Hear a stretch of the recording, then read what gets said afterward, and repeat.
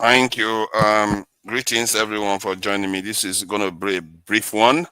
I just thought I should touch on some of the areas that were not covered in the topic of Trump threatening Nigeria. I'm a bit surprised about some of the stuff I saw today. I've never seen some Nigerians so happy. And it's very interesting. This statement here, warning the Nigerian government better move fast, is something that they are not reading anything into.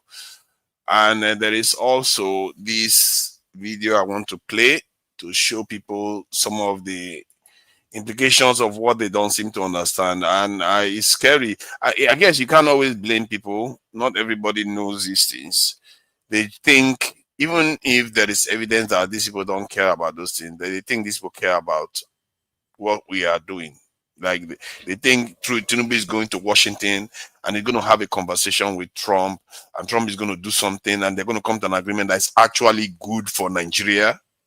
Come on, man. If that was the case, we are not going to be here. These are the people that refuse to sell weapons to us. At first, Trump did sell eventually, because Trump is a deal maker. And if Tinubu is a patriotic president in any way, any form, if he goes there, because Trump's a deal maker, he can be able to bribe him. Reach some kind of agreement that is going to benefit Nigeria. Maybe he will do that. I don't know. But maybe he will go and Trump will be like, you think you are Saudi Arabia or UAE that can just buy jets for us? No. You don't deserve to be like one of them. You have to trade down. And then we'll find that maybe Dangote refinery will fail. Whatever ambition he has for our refinery to fail.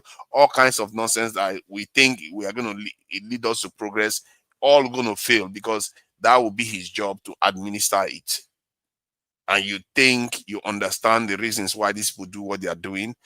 Personally, if you are going by Trump antecedents, you know this guy doesn't care about black people at all. Zero. He barely employed them in his cabinet. He talks about them in derogative terms by and large. And the idea that because he cares anything about the Nigerian Christians is ridiculous. He doesn't.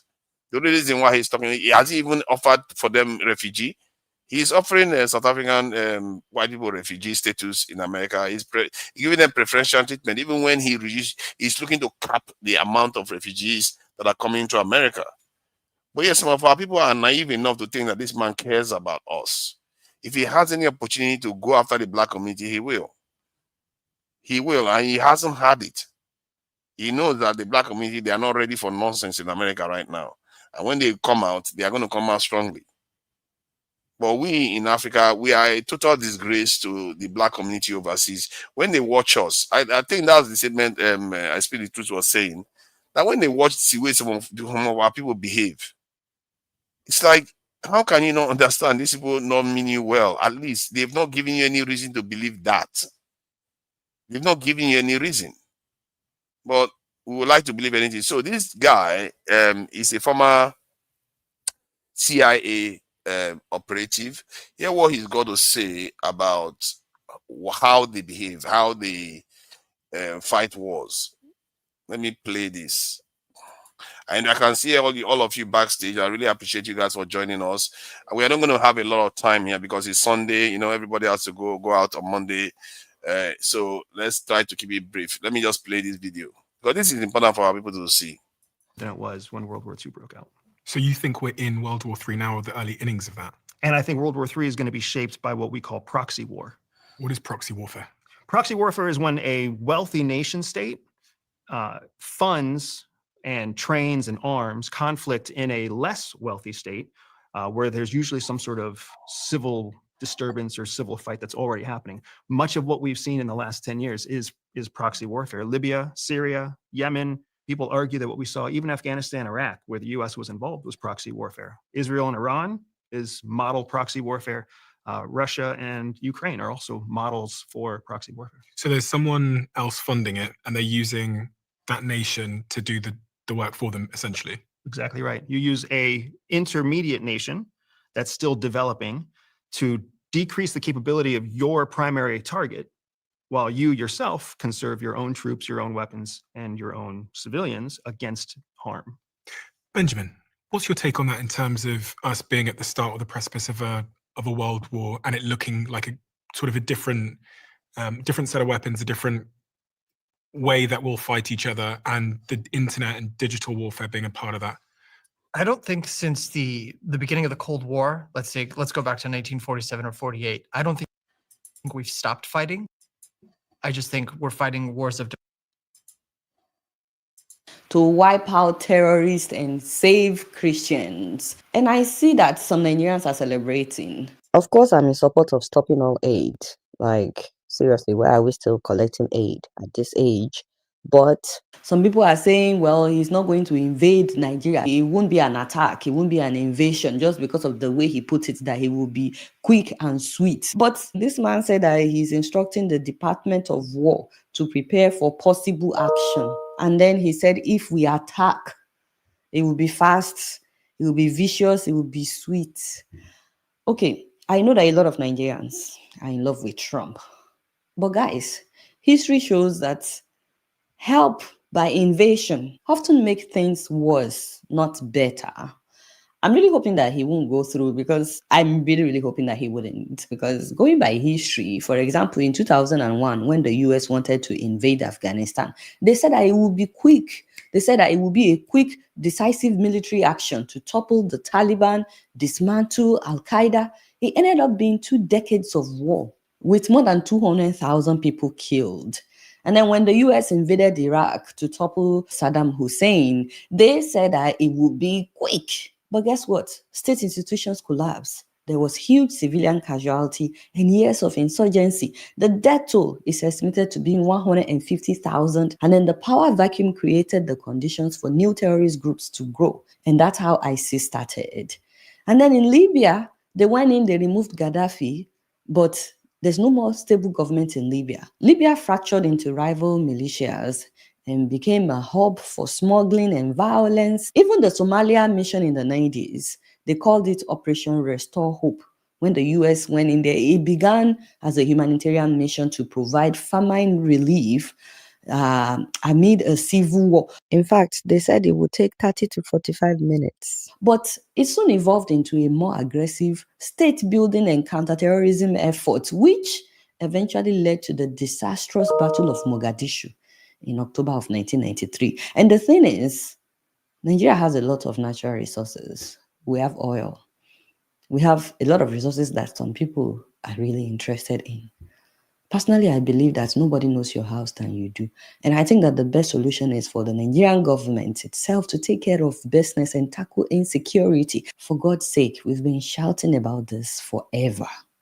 Not even 1 decade. We've been shouting about insecurity in Nigeria. We are the ones that know the sponsors, the financiers. That is where to start. Because honestly, if we really want to take care of the bandits, the armed Fulani herdsmen terrorists, of Boko Haram, of the kidnappers, all these groups, especially in northern Nigeria, we can. I don't understand. Why wait for Trump to... I'm tired.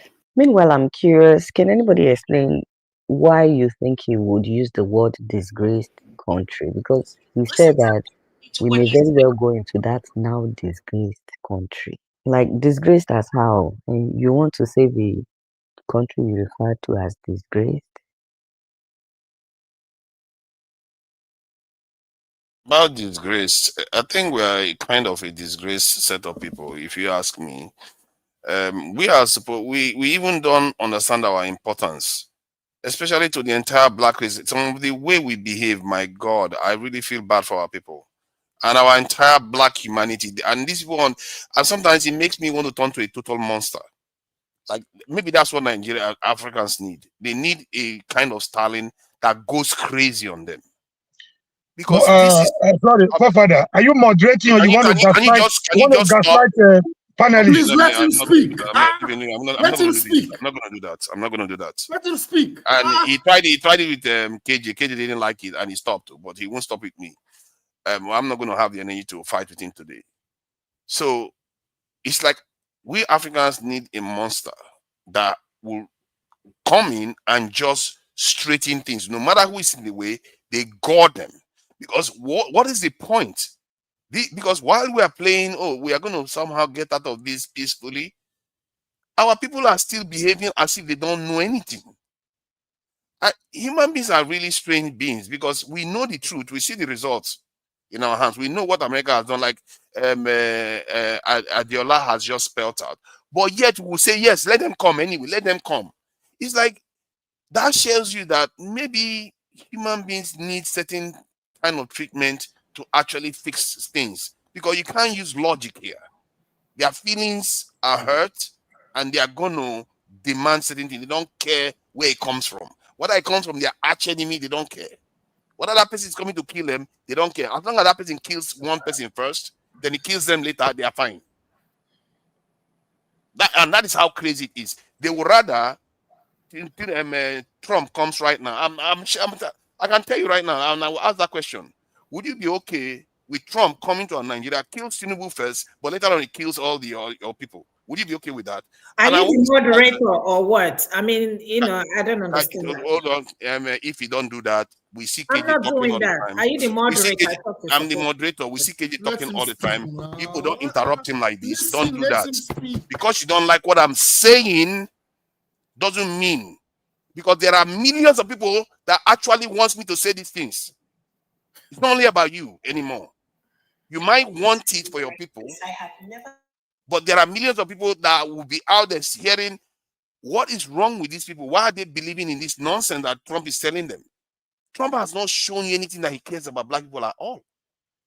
If anything, he calls us a disgraceful shithole and treats. How many black people do you see in his cabinet? What is wrong with us? We just, okay, yes, we like his macho stand. I supported him being elected. Hopefully that will open our eyes. And because when he comes and start bombing now, and our people start dying, and anarchy starts raining all over the land, I'm sure some people will still be happy. I'm sure some people are happy now with Iraq, are happy now with Libya, even if the country is upside down. Some people don't care. They would rather see their own land burn. They will see it burn and they will be poorer for it, but they don't care. And we say we hate our leaders for being like that because they run our country to the ground, but we are like that too.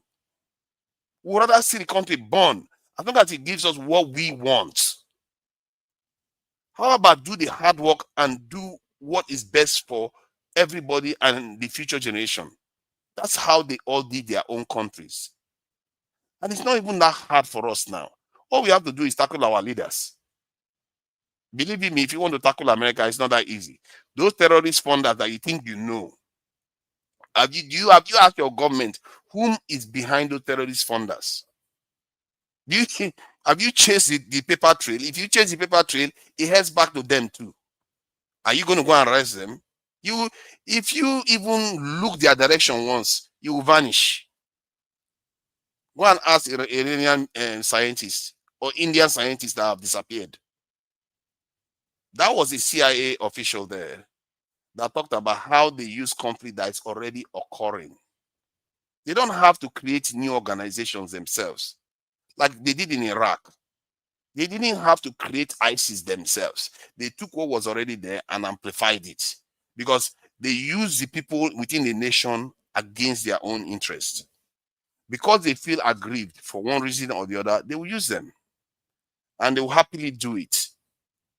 The question is, I know our people, no matter what I say here, it's not going to matter. They are still going to be willing to sell their own brothers into slavery and even sell themselves into slavery as long as it's going to help them ease a little bit of their pain that they feel right now. The trick is not letting them have their way. Because if somebody's in pain, You don't allow that person's clouded judgment to reign. You have to set them aside, and the people that have clear view of things should take charge. And this is where I think any visionary that exists in Nigeria or Africa at all, these are the times to emerge. Whatever you need to do what needs to be done.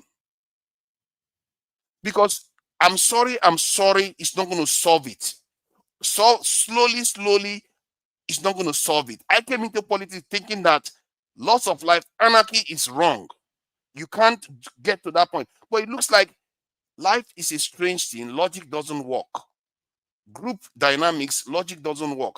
It's about either you deal with the problem or you don't deal with the problem. And whatever it takes to deal with the problem, whatever it takes, do it. Because the shorter time it takes to do it, then the longer the people have to recover from it and actually heal. Because this invitation for Trump to come and attack our country, when you know any country that man has, America has ever attacked, never does well. How can you? It just shows you that so many Nigerians will be happy to see Tinubu's head on the spike. As long as they see his head on the spike first, then their own goes next. They don't mind. That is how bad it is. And we can't let that kind of mentality win, because we are all, my own head is going to be there. I don't want that kind of mentality. If I want to die, let me die for a better reason than dying to fulfill another Oyibo man's whims. So thank you all for joining me. This is not going to be very long. It's just, I just needed to get that out there, because it's really sad to watch many Nigerians seem to be like they're having Christmas because Trump is about to attack their country. That is strange. And when that happens, you see other women and other men becoming heroes. Your mind will start changing, like the way it happened in Iran. Many of them hated their leaders until Israel attacked them. Suddenly their eyes open. Thank you for joining me, AY, Jide, Ife, Femi. You are all welcome here, and I really do appreciate you all for joining us. There are a lot of people that disagree with me and downright hate me, actually. I don't think the hatred is deep. I like to think, though. I don't think the hatred is deep. I just think they disagree with me and they don't like the idea that I say certain things. But it needs to be said. It needs to be said. So thank you for joining us. Oh my God, there are a lot of many people. Times you go thank me now? You are just a troublemaker, really. Eh? You just keep making trouble constantly. Eh? But thank you for joining us. AY, what do you make of this welcoming of invasion from outsiders? Do you believe that some people they will be happy to see Tinubu head on the spike first, then their own goes next? They will be fine with that arrangement. Father, first of all, to be honest, I want to especially thank you for speaking on for the country. Forget what anybody say. Which I country? see some people, hold on, I see, no, Moriye, please. I see some people attacking you as if you stole their wife. Listen, you are doing the right thing. Prosperity will remember you, trust me. People like Femi, I've listened to him on these issues since yesterday. Listen, we cannot, see, we have issues as people, there is no doubt. Anybody supporting a foreigner to attack your homeland, you are not only foolish, you are an idiot. If Trump intention, like I listened to,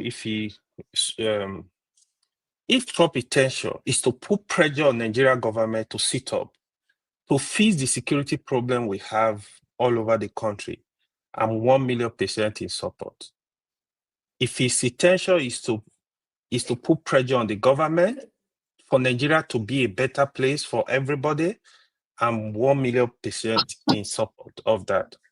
But you holding a country passport, you are happy that people are going to be killed. Even the people that so-called learned people, you know the history of America invading countries. Do you know any country, America, they've pulled their boots on the ground and the country is good today, is better, it's a better place today? No, there is none. So there is a special interest in Nigeria, no doubt. I'm even surprised that Tinubu is coming to America on Tuesday, right? You look at it. If you watch what Trump did to South Africa, it's the same playbook is playing with Nigeria. What was his? If I take my wife to a party and this is my wife, and probably she has dated or be with like 12 guys in that party, there's no Sorry price there about for that. the I man. don't know where this I one went to came a from. party Let me with find a him, way to. and I don't know where it came from. unfortunately, I've dated people. Ladies and gentlemen. Jamie, go over there. Go over there. All these So, enemies of progress want to take over. It's okay. yeah. So you see, you saw what happened with South Africa, right? What did he do? He accused South Africa of marginalizing the white South Africans without fact, of accusing the government of hate against white South Africans. That was Trump. Why? Because South Africa were at the forefront supporting the Palestinian issues. That was the simple reason. But for Nigeria, it's similar. Now you are coming. There is no anybody that will argue that there is no security issues in Nigeria. You are playing with fire. We have serious security problem. But don't come and pretend that you love the so-called savior of Christian in Nigeria. Because of that, you want to come and invade Nigeria. That anybody supporting that is foolish. Now, this is the time we need to come together as Nigerians to speak up whatever you have to protect your motherland. It's not the time to debate, oh, what the government, you hate Tinubu, you hate who. Tinubu is not the owner of Nigeria. Tinubu, the highest he can do, he will spend 8 years, I will get it from there. Nigeria will remain. So we have to, as people, speak up, whatever you can do. There is no two ways. You can send a tweet to Trump, said it, whatever you can do, you have to do it to protect your motherland. Trump is not coming to Nigeria to fight. If he means taking whatever and fight for your motherland, we have to do it. There is no two ways. If you die peacefully, no problem. It's okay. But it should not come and be threatening a country of over 230 million people. It's not the owner. If you like what you are saying now, Tinubu is coming on Tuesday. It's the same thing. Look at what he did to Zelensky, for example. They bully Zelensky after the next meeting. What he said, oh, don't worry, now you can even defeat Russia because Zelensky gave up everything they have. Yeah, the mines and everything. Yeah, that was what happened. So now Tinubu is coming. What do we know that Tinubu is coming to do? Now he's going to come and put all the discussion on the table. Okay, you know what? We need this. America needs it. You got to give us the natural resources. Then we got to support you. Then you hear different tune. You will soon hear it now. Maybe this week, next week, you will hear Trump singing another song. It's very dishonest. I don't even look at America. Knows how to strike deals. Tinubu knows how to strike deals. Look at America. America is in a mess as we speak. There is shutdown for over 4 weeks. People are struggling. America is not what people think. A lot of people are struggling. People cannot pay bills. People cannot pay rent. Healthcare is in a mess. Why don't you face America and face all this problem? But no, it's Nigeria you want to face. May God help him there. Thank you. Thank you. You know, I can't forget that statement that Dave Chappelle made, that he hates poor people because they cannot see beyond their pain. And sometimes it's not, for me, it's not hate. I understand the people that feel frustrated with Nigeria. Many of them even traumatized. If you're a family that all this stuff happened to, you probably feel the same way. But it's a little bit heavy to watch them happy at the same time. Because these people are supposed to be upset. They're supposed to be angry, solemn, or a little bit silent, that a nation is about to attack your country and you don't know where it might end. You don't know. Maybe that nation will attack because of Niger is next door. Something happens, you know, Niger is not very friendly with America. You don't know, something will be flying, they knock it down, and the whole thing escalates and spins out of control. People don't know. Maybe this whole thing is a setup. And when I said it before that who do you think is a threat to Nigeria? I was asking it just how many months ago. Some people don't even understand we are facing threat. Today, what is happening? Shocker. You are naked. To Nigeria, please, with due respect, you started this conversation with a long intro. So one person I just. So when I asked that question about whether we have enemies, most of our people don't think we have enemies.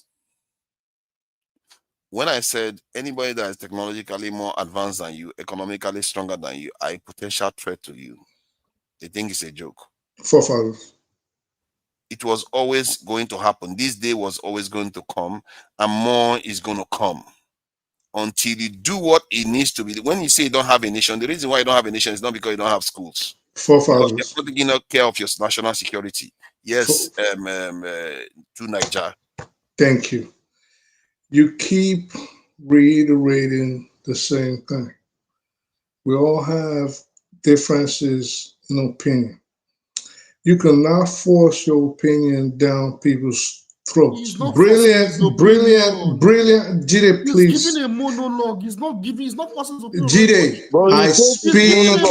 Let me finish. It's very important. Okay, Jide, hold on. No, let me finish. Jide. Just hold on for a second. See, to Nigeria, I see. You've said this before. Remember, I didn't even have a chance to reply to you. You don't know what I was going to say before your little boyfriend interrupted. Let me finish. It's not my little. You see, you are insulting people already. All right, sorry. I take it back. Your little friend interrupted. You said that to me before. All right, sorry. It's okay. Let's not cry over it. I apologize. I'm sorry. And I was talking when you interrupted me. Now you are. I didn't interrupt you. I tried to, but it's okay. Let me just. I was already getting somewhere. It's all right. We can have a conversation. Somewhere.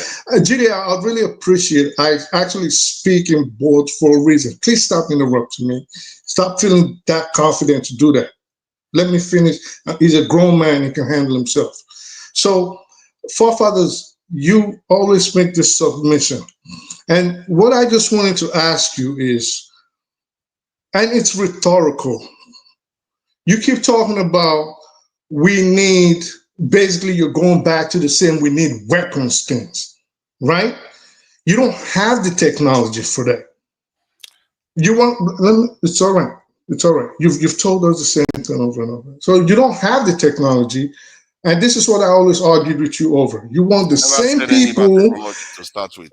Well, how are you going to build bombs if you don't have technology? If you look at my list, forefathers, we've talked about and I will learn. Good.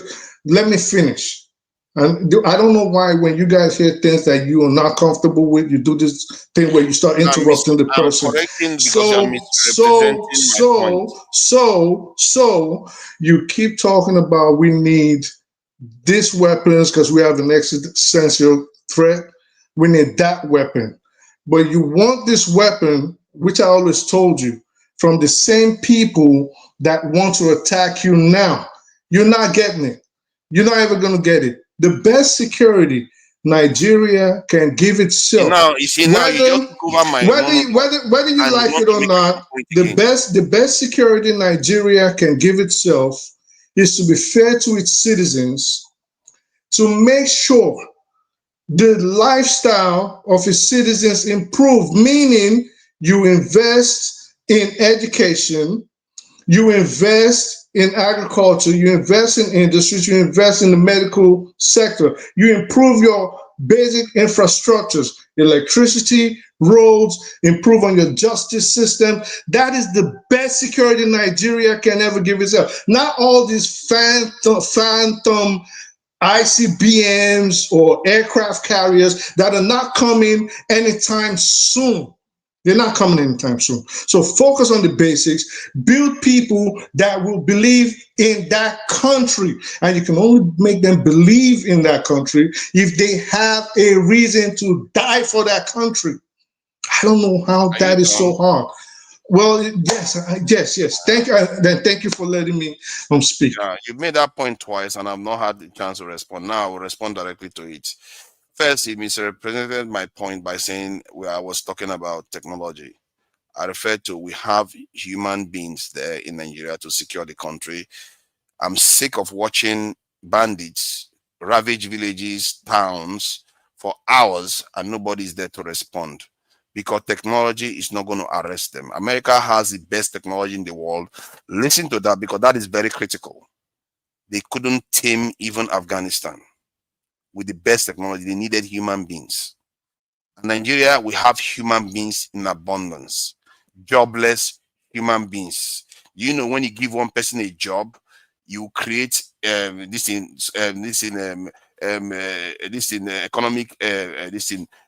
opportunities for 4 other people, and at the same time, we are not going to be losing in excess of $50 billion in GDP every year. This is one of the most important investments you can make, and you sit there and tell me that is not important. It's economic investment. But I'm not going to begrudge people because some people prefer that we down our tools while all the Western countries they are all running to are well secured. Every single one of them, the UK, Canada, every single one of them are secured to the teeth. And they come and tell us not to do the same. What kind of thinking is that? That scares me beyond reason, that people like even him is saying such things. It shows you how deep the compromise goes, that we can't even recognize what is good for us anymore. Who said we shouldn't build hospitals? The only way you can do those things in a sustainable manner if you can defend it. Who allow you progress when they can stop you? Do you know they get rid of your breakthrough scientists all the time? All nations that want to emerge, you have to struggle to emerge. They will get your own scientists, they will see them and they will kill them because they know without them you can't survive, or they will take them away to go and work for them. That is how they behave. That's how nations. This is not like me making it up. That's how You've spoken nations 3 behave. times now in this program. Are you? If you are not going to be here to listen, then go, because I'm not interested in people. This is not the time. There was a time when I'll be interested in debating issues. This is life and death now. I'm not interested in that. And I think maybe I've been a little bit too accommodating, really. What is the point? You are going to kill us all. From where I stand, you are going to kill us. Because of this ignorance, you pretend as if you know what you're doing. How can a nation be losing $50 billion? They say recruit for your security. These are human beings. I'm not even talking about technology yet. Some people still oppose that. What is wrong with you? What is wrong with us? And they call me the madman. You're all mad. I will say, you're all mad because you don't even want to stop losing $50 billion a year. Who does that? And you say you care about Nigerians, so do you know what $50 billion The person that you are mad at has gone on. That includes you, by the way. That includes you, by the way. Why? People don't. You say you care about your people. Why are you not trying to save that money? Does it include? Because you disagree. What are you talking about? You were disagreeing about with what? me. Do I Brad, there's a way that you have Okay, of okay. Let me finish my not point. being able to handle your machine gun. Let me finish my point. You just use your machine gun very poorly. You killed everybody. I'm not in the mood. I said the person that you're arguing about is gone. I'm not in the mood. Bro, it's not fair. All this your attitude. It's not. Sorry. See, stop. You guys are the ones gaslighting me. Because when I say you should stop losing money, you should support that. Why shouldn't you support somebody preventing the loss of $50 billion a year? Forefathers prefer a solution. Sorry, family. Let me just say one thing. Sorry. Thank you. Sorry. Apologize.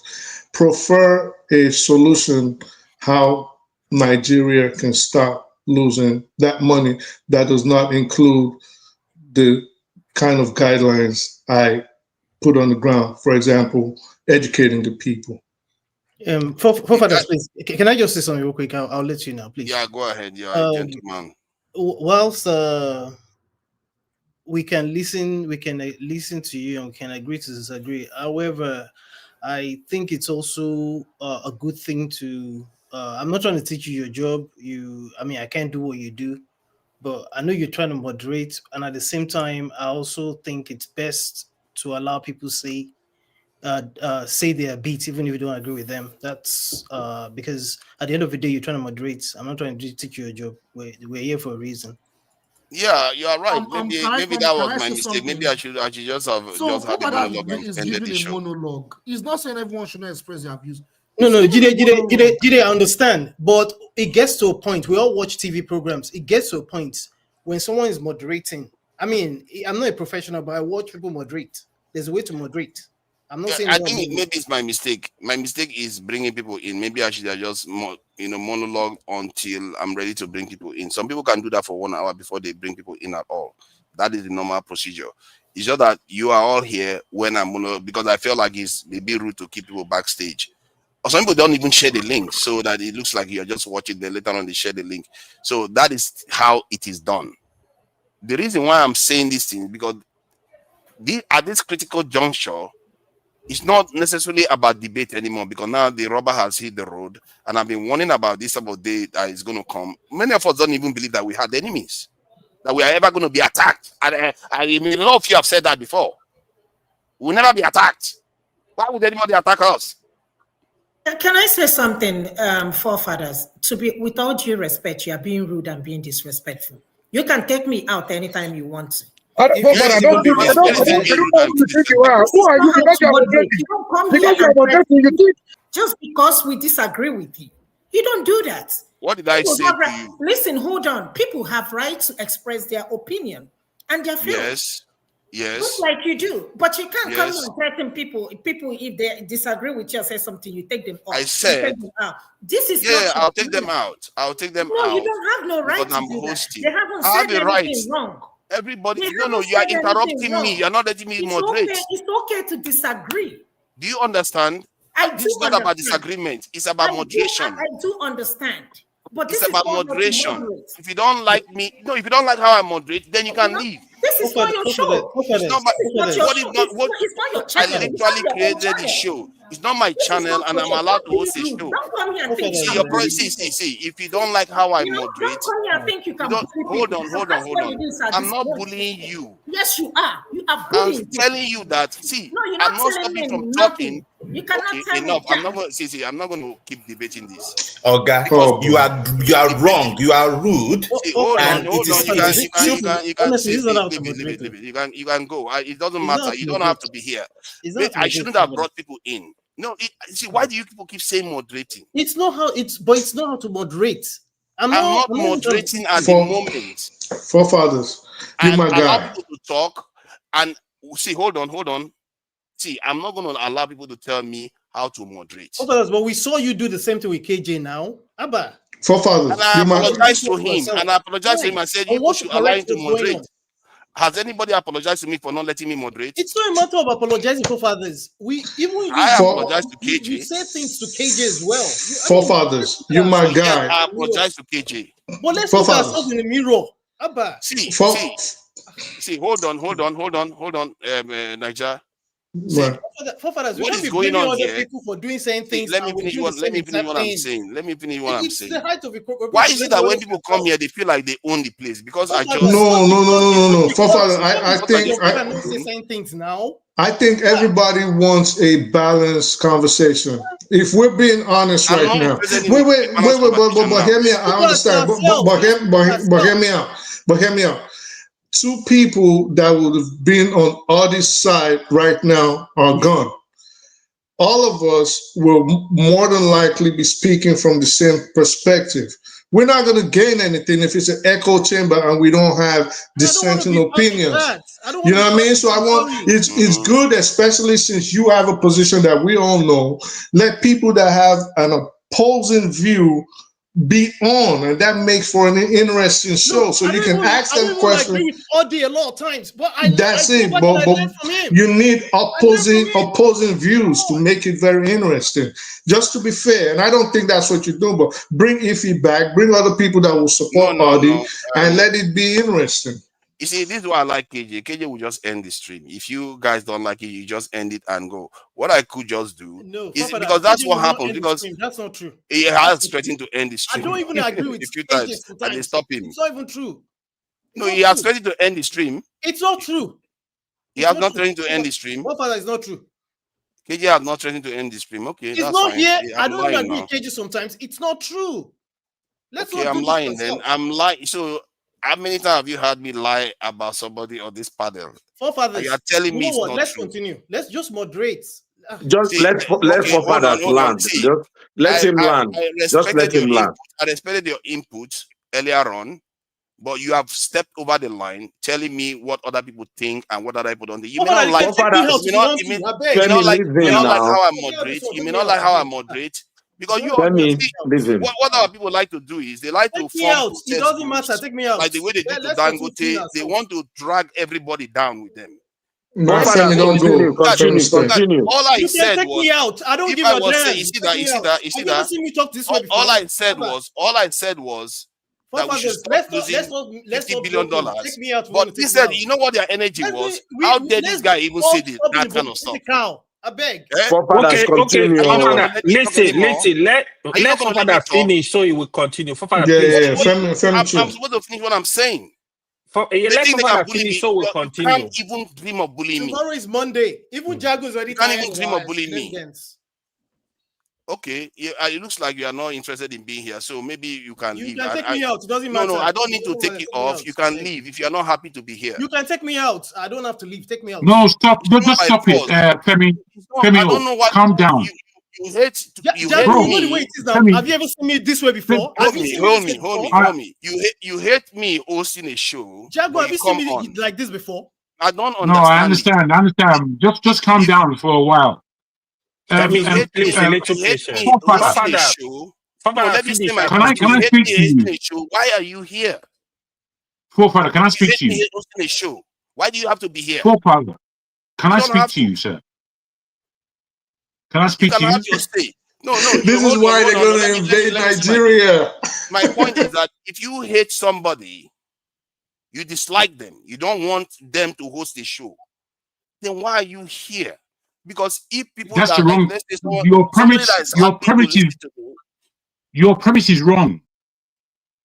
When you start with this fake feeling sorry for yourself if you don't like me, that's just crybaby nonsense. We are men here. We want to be treated as they adults. clearly don't. Wait! Don't cut me. They Allow me clearly to don't speak. like me hosting the show. They compare me Let to me- that. I don't. All right, let's move on. Let's move on. Let's move Go on. Let's move somewhere on. else. It's not by force. Let's This move is a on, bro. Let me speak. Forefather. No, Let me Jago, speak. just let him let him land. Let him It's land. okay. He's landed. It's Forefathers okay. continue. No, there are too many people speaking. They won't let me land. No, everybody wants to talk. you've landed. You said what you said. Everyone hates you. Which I'm saying to you, I've sir. not finished. I'm saying you have finished. You did finish. You gotta get. You see, the way you do these things is just full of rules that only apply to yourself. They don't make us feel included. We are men here. If you have rules, put them out there. But the way you operate, you will go against all your rules. You have to have one set of rules. You can't just What keep rules that do I all have? around. See, the rule I have is The rule. This is the rule. This is the rule. This is the rule. We know who you are in terms of how you do your thing. We come here. You know that there's people that don't go to Dr. Damage's show. They don't go to the other people's show, but they come to yours because there's a different way of. Everybody has a different personality. We seem to enjoy your show. What we do not enjoy is your lack of presentation when you are moderating. Your over exuberance in taking over the whole speech. That's what we are against. But you don't seem to get that through your head. That you're here to do a job. I got that. No. You see, now that's a different. You see, you just said the mistake you just made. I came here to do a job. I came here Which one? to present a show. Yes, now. A show in my own Yes, image, which is your job. not in any other person's image. Do you understand that concept? It's So in my own image. What about? Okay. No, I know, bro. You said this before, and I understand, but that's not still what I'm saying. You know, we are all adults, and the job of moderating, we have an understanding of what that is. You do not seem to have an understanding of what that is. That is the issue. If you understand that that is the issue, then you will speak better. But you don't want to learn. You think you think every criticism is hatred. This wrong. Okay, so do you understand that moderating have totally different styles? Yes, I do. I'm a media man myself. So have you seen moderations whereby the guests speak about 15% of the time? Have you seen that before? I've moderated myself. I've been a moderator. Now, the hours that you spend there. Wait, please. Don't be like that where you have to push every conversation. I'm saying to you, sir, that I have been a moderator. I know the kind of job it is. I'm a communicator. I know the kind of job it is to speak and not to speak, to listen and be heard. Your job is to make sure that we have our say and we can be heard and understood. Your job is to moderate the smoothness of that. It has to be smooth because, as you said, everybody is rowdy. So you are the person that we have to look up to as not to be rowdy, but you are. You have to have some kind of diligence about yourself. You can't just do anything and feel that it's free because you're doing it. That's wrong. I don't understand why you can't accept that you are doing wrong when it's blatant. Come on, bro. Grow up. I asked you a simple question. I asked you a simple question. Which one? Have you seen moderation where the panelists, you will have about 4 panelists and they will speak for about just 15% of the time throughout the entire show? No. Have you not seen that before? No. Well, what I have seen, if I may answer,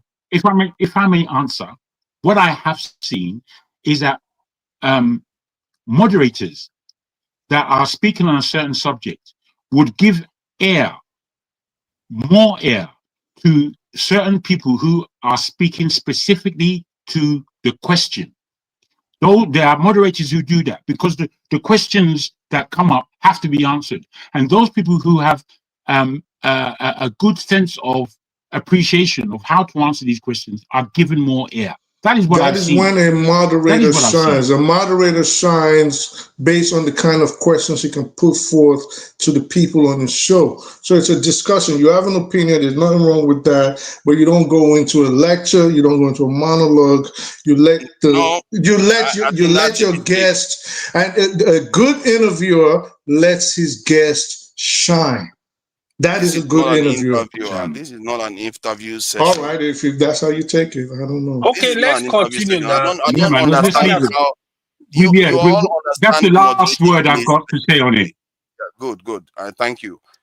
You're just gonna, forefather. You won't let me talk. Forefather, we're here for you. No, we're here for you. Please continue, sir. Thank you. You all understand moderating in a certain way. I understand moderating differently.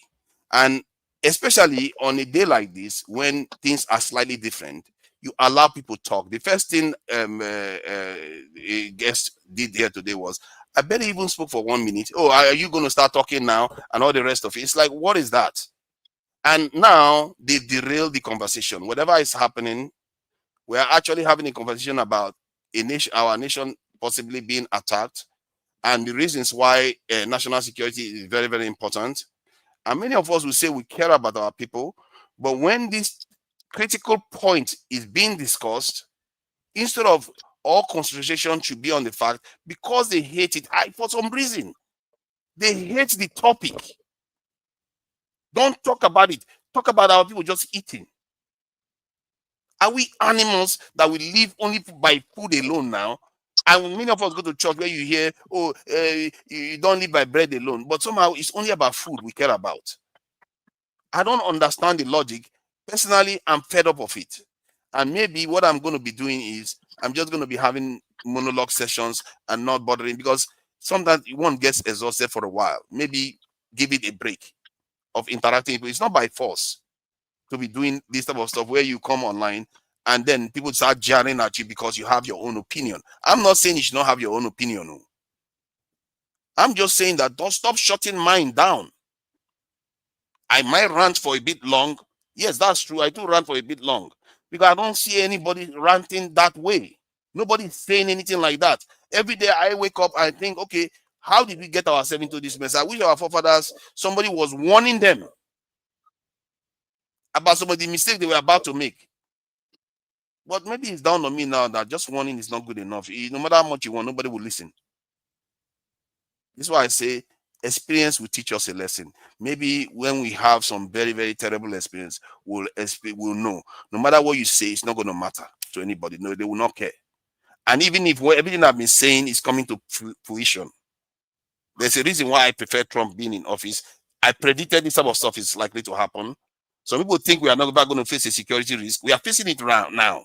A serious one from external that we thought it was not necessary.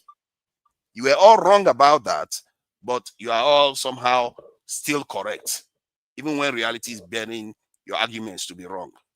But it's okay. You see, with all you just said, all you're saying is that I'm right and you are wrong. What kind of what kind of sense is that?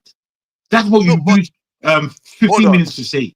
It's pathetic. Do you know that false humility is as bad as somebody that is arrogant? If you are right, you better know you are right.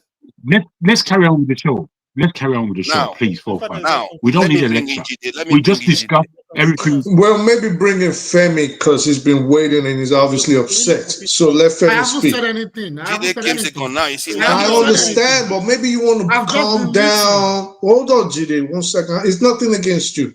Maybe you want to calm down the tension, and the person that was visibly upset, let him speak and pass it around. I'm just saying, if as an adult, as a diplomatic person, this is what I would have done. Or it's better to have somebody that is not upset speak, then it gives the other person a chance to calm down. At least not listening to me, because after I just finish speaking, they will be upset. So Jide, please go ahead. Jide, sorry, I'm sorry, forefathers, please. I beg. I'm not upset. That's not my nature. We're only trying to address the fact that as much as we appreciate you being up, nobody, I'm not sure anybody's I'm sure everybody is in agreement that we appreciate your sacrifice, because it's a sacrifice. However, I think respect begets respect, even for those that you cheat, because there's something about demeanor, how people handle things, and to the point where you talk down on everybody, even people that I disagree with people as well here, but not to the point where you think that even those of us that seem to agree with some of the things you might agree with, that we don't know what you're saying and you're right and every other person is wrong. That's the way it comes across to us. So I'll rest my case. Okay, I take that. Can I just put this through? Wait, Ejo, wait, just, when someone speaks, don't everyone start rushing to speak. Just be quiet. Let someone say what they've got to say. I was about to please just do that for me. I was about to speak and everyone is just around. Let me. Okay, sorry. Forefather, I don't know if you want to take a day off. I'm just suggesting this. Today, why don't you be don't be a moderator. Let someone else do it, and you be a contributor like the rest of us. Just to take the pressure off you for a while. Maybe it's a pressure because as everyone had said, forefather wants the pressure. He wants all the pressure. He's never going to give up that power. Never. Give up that power. Oh, okay, goodness, you guys. I don't know, man. You guys are like herding cats. No, I'm just messing with you. I'm just joking, bro. I don't understand why you have to go that direction. Telling me that. Oh no, don't because you are so fragile right now. I give the moderation up there. Let Jide speak. You can't tell me what to do. Come on, man. Don't do that. Speak? I suggested. It was just a suggestion. Okay. Yeah, good evening, everyone. It seems everyone is hot this night. I didn't even know I was going to come here this night. Everyone is so hot.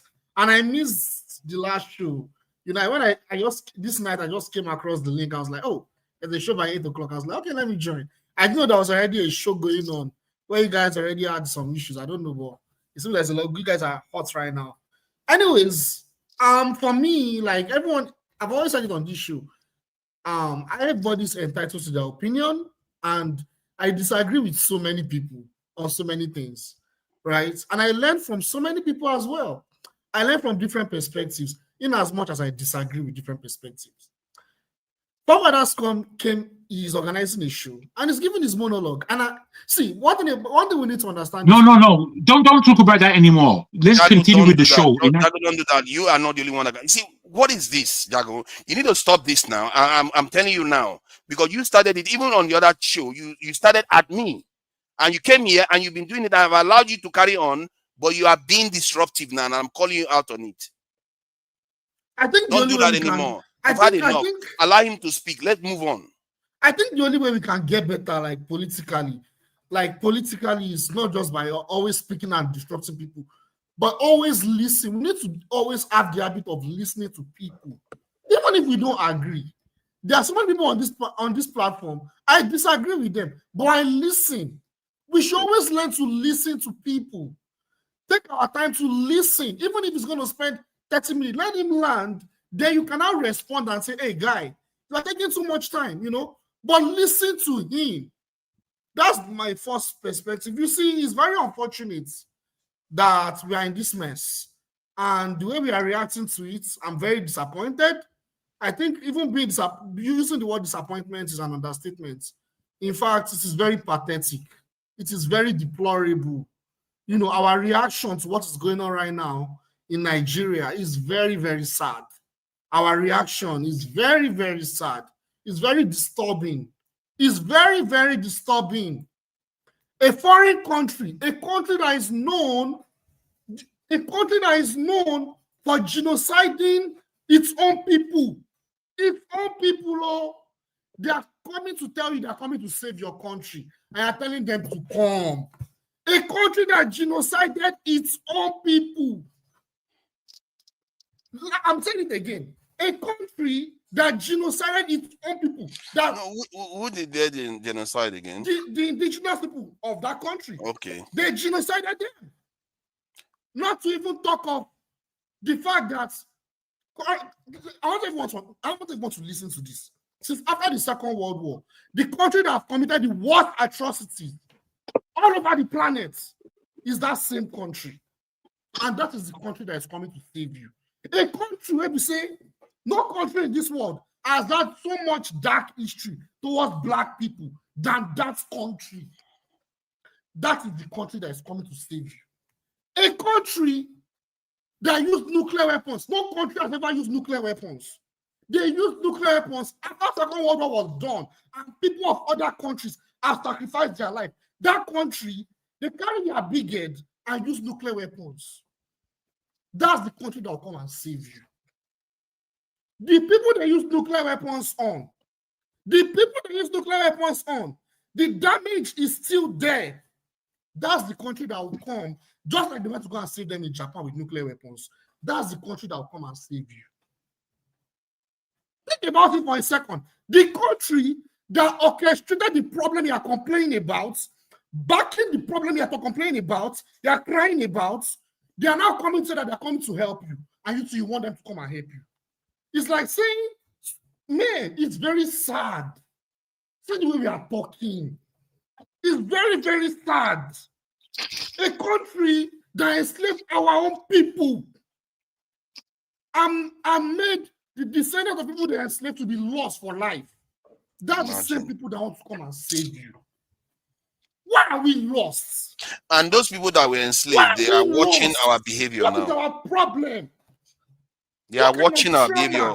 Almost 50 million strong in America, watching us behaving like this. It's a shame.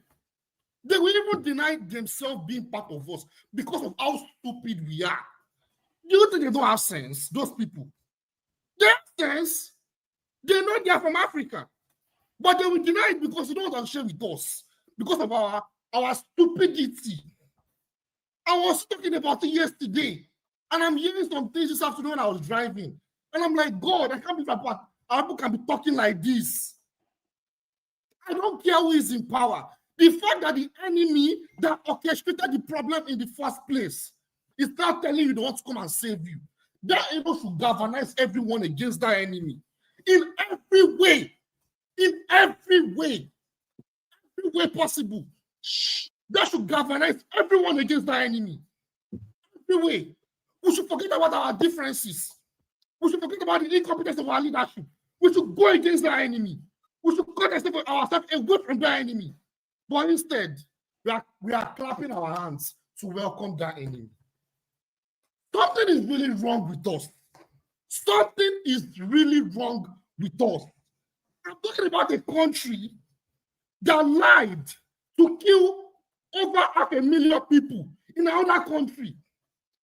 They lied to go and kill over 500,000 people. Can we watch out for the K? I don't know whether it's a bad thing or what. The KK word, they say it's not very good on YouTube. Yeah, they unalive over 500,000 people in Nigeria. This is not so that every life in Nigeria is very important. But even the terrorism going on in Nigeria, I don't think up to 250,000 people have died since 2011. That's people who want to come and save us.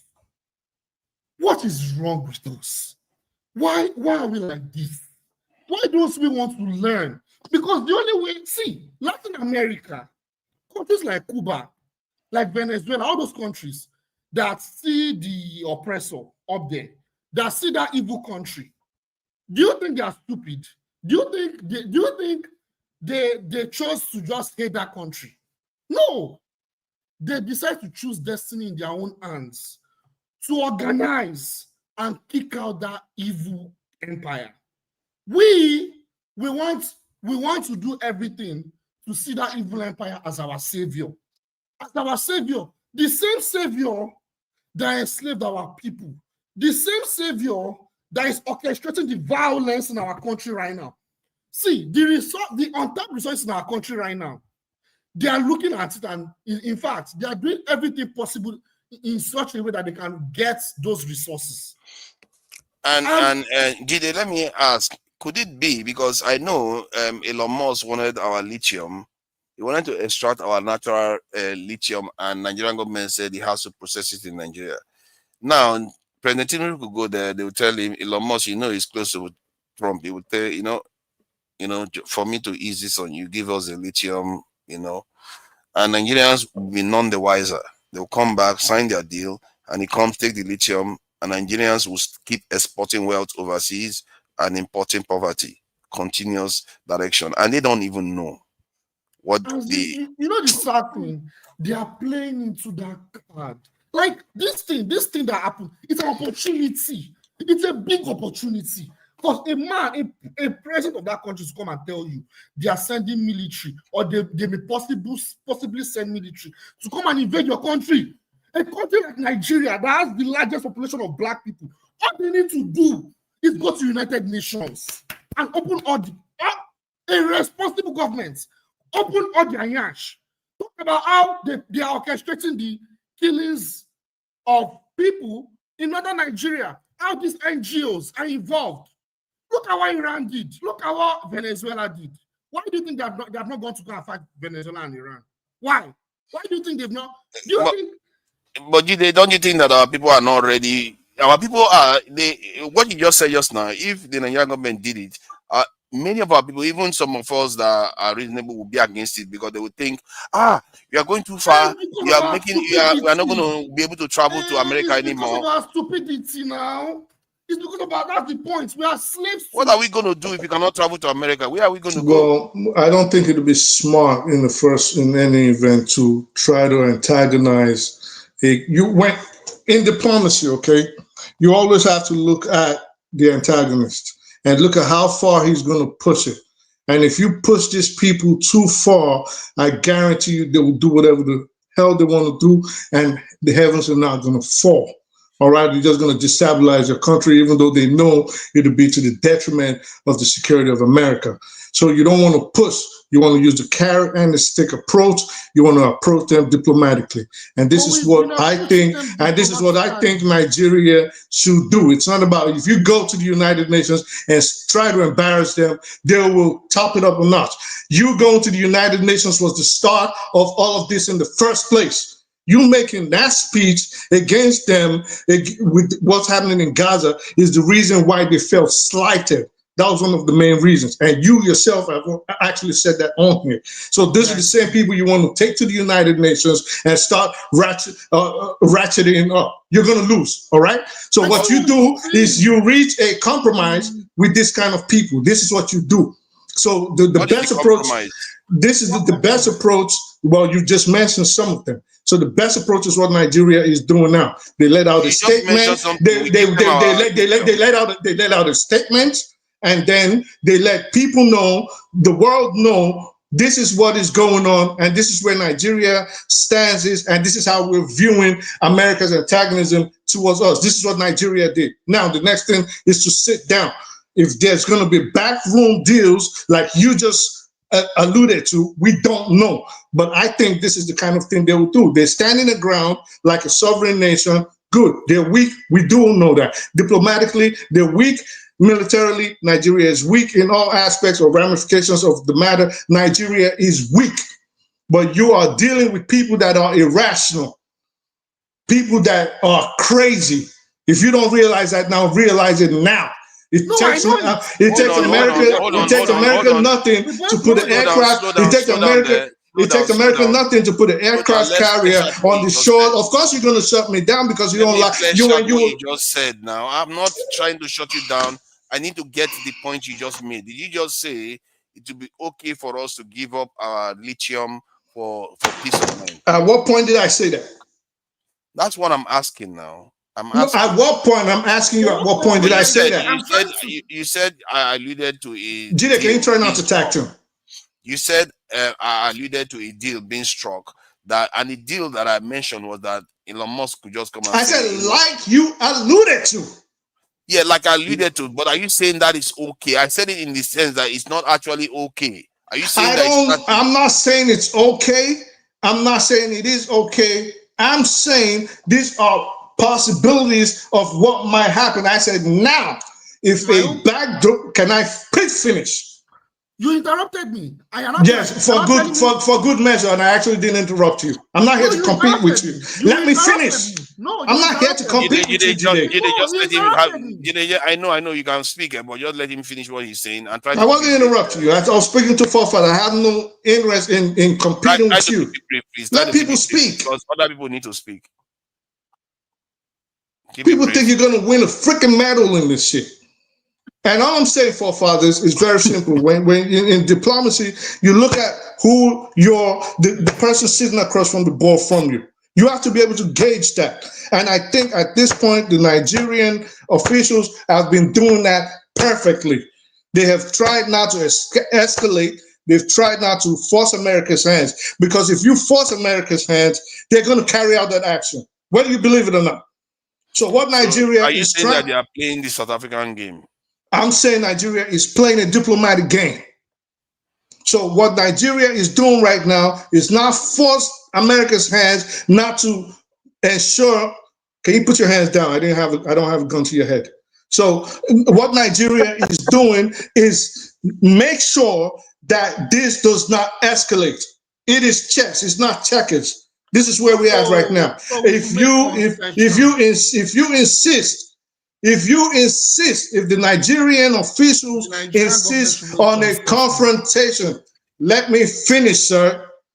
If the Nigerian government, and you are not none the wiser than them or people that have worked in those aspects of life. So if the Nigerian government insists on a confrontation, I promise you, and this is something they know, Tinubu and all his henchmen will humiliate them, drag them to the United States and lock them up, just like they did Noriega.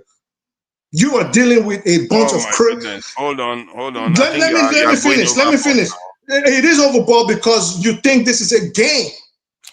So the Nigerian government, let me finish. I know when you hear something that you don't like, ask a question. You ask a question when the person lands, not when you hear something you don't like, you interrupt them.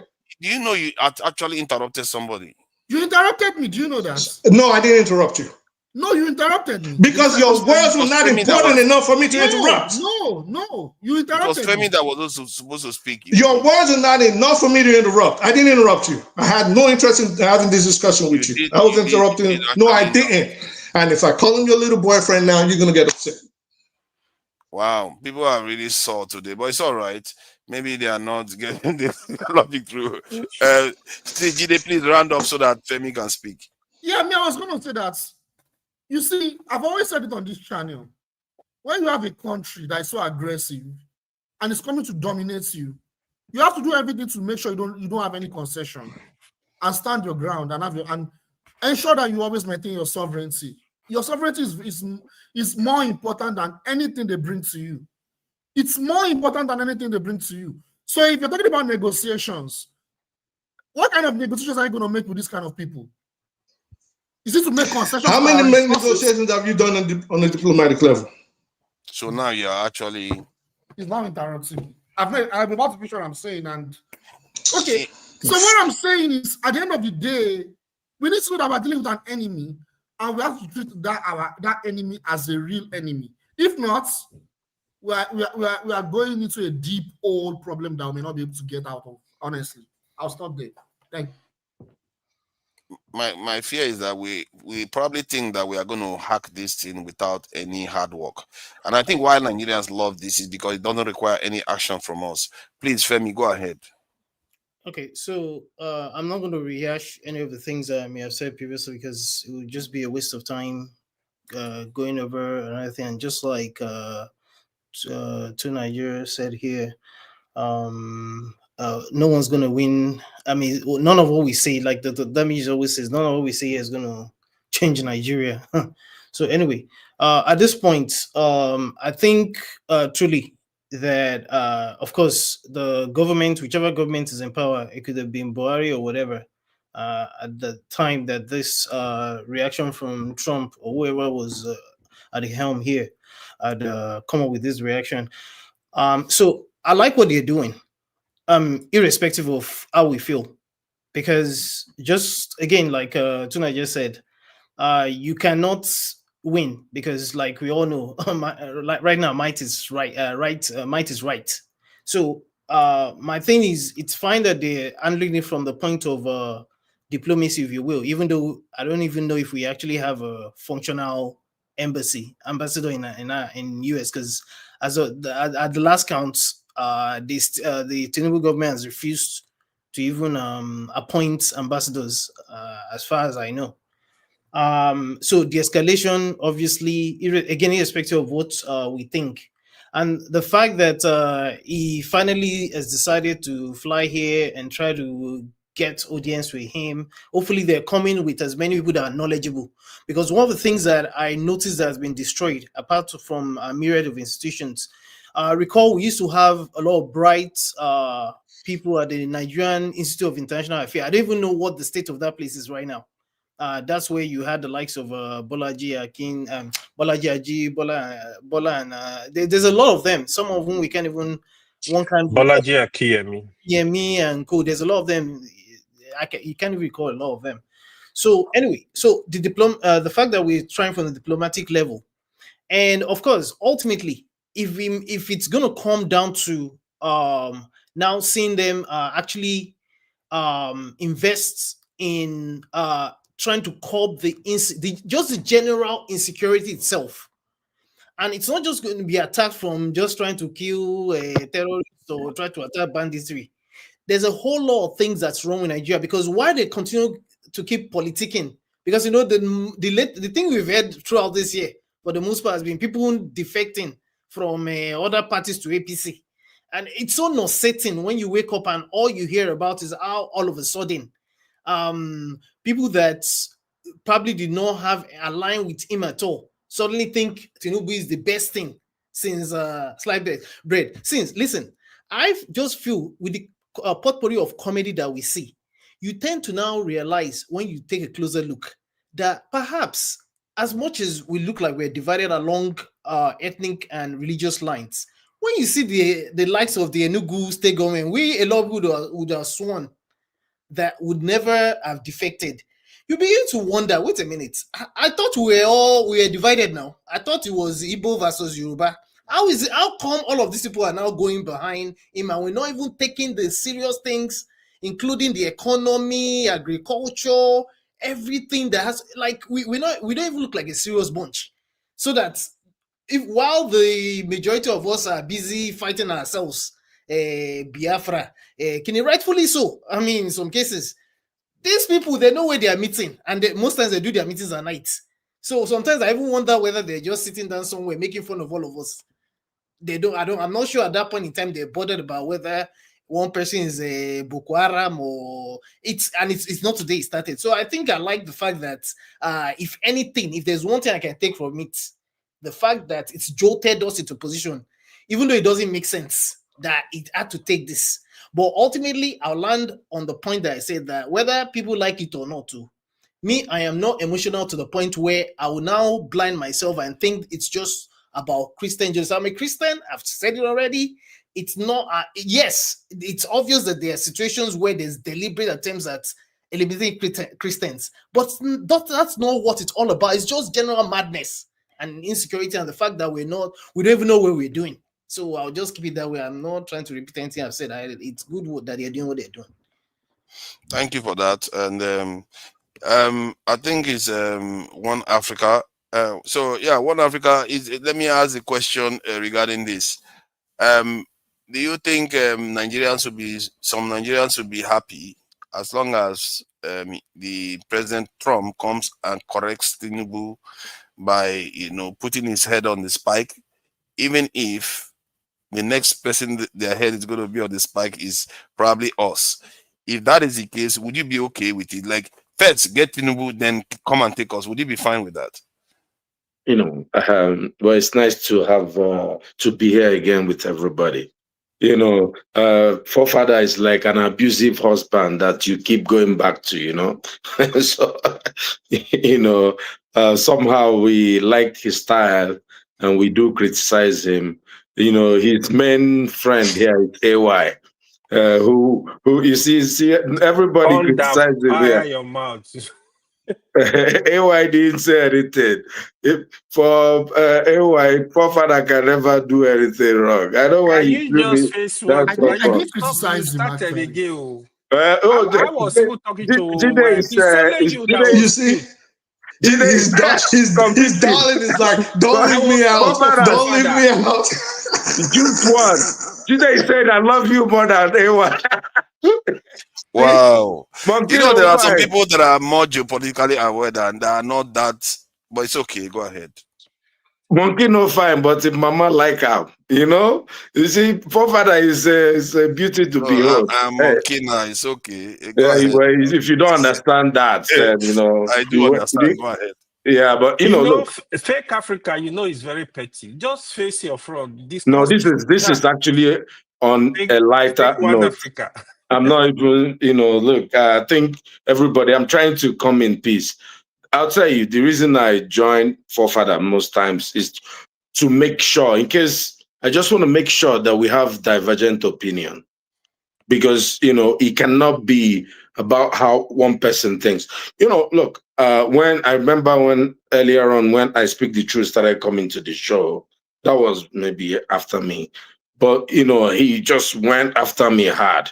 But, look, if you look at, we're not all so different.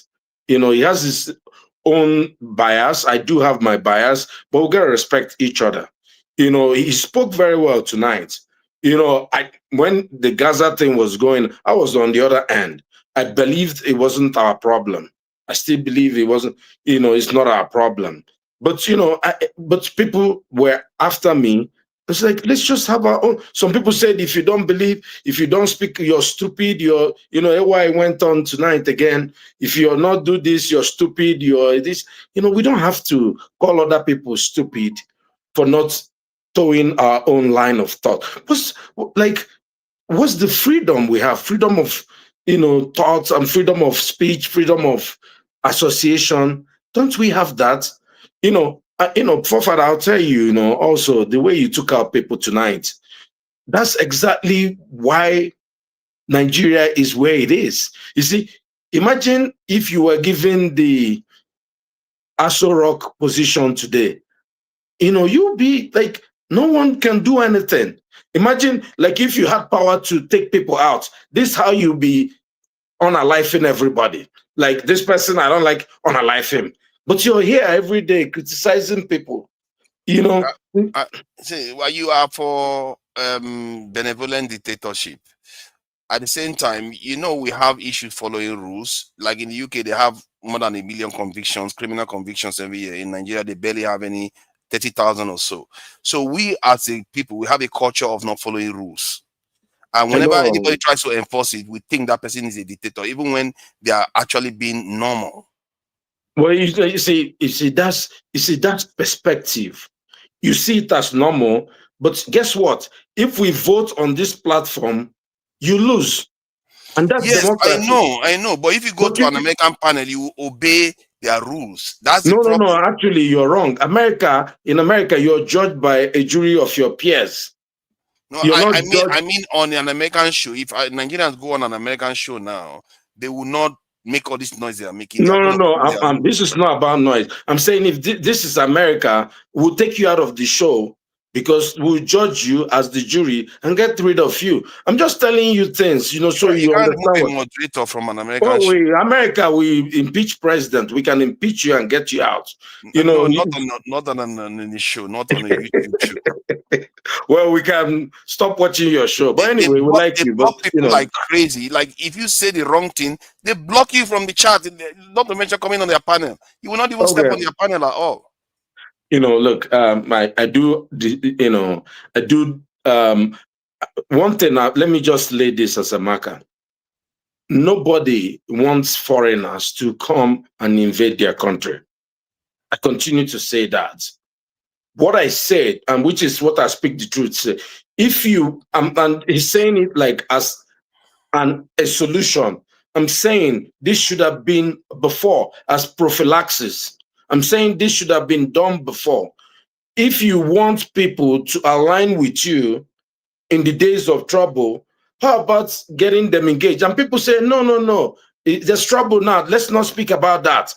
Oh, guess what? Next week, once Tinubu goes to DC, well, I'm worried about that. I hope he comes back, because if you see Tinubu in 2 years hasn't gone to the United States, because, I'm not going to say anything. The way you go deep, the way you go deep. But it's true, though. Are you not thinking what I'm thinking? The man hasn't gone to DC. He hasn't gone to UNGA, since he became president. No, he's good. Sorry?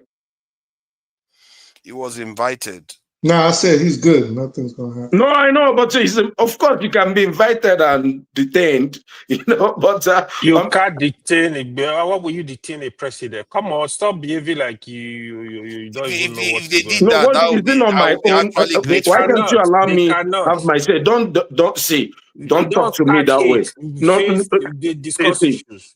No. I'm just let him have it. You see, this guy is intolerant. It's like, I speak the truth. Is a Muslim, but he's respectful of people's view. This guy there's so much hatred in him. You can't, because that's your premise. That's why you can't tolerate somebody else that has a different view. How can I just say my view? He's again, and forefathers, you can't stop him. And this was why I came to KJ show, and I didn't want Masca to say anything. Because whenever I come on the show, you'd let AY have a free reign. You won't let he just talks and talks. You mean this is the kind of stuff you're talking about? Like this type of interruption? No, but he doesn't do it to anybody. He just doesn't like my point of view. So he doesn't like me say anything. That is true, all right. But my point is that I don't say anything when he talks. It's not very serious. It's one of those. No, you see, he don't. No, hold on. Because you don't like him, that's why you feel so strongly about it. But it's not necessarily very serious. No, but I don't interrupt him. He should not interrupt me. Okay, please don't interrupt. I haven't interrupted anybody. I let everybody say everything that they wanted to say. I'm just having my own say. Can't he just stay there and listen to it, even as painful as it is to him. You know, Why, well, please let him have his say, please. well, you know, look, I'll tell you something.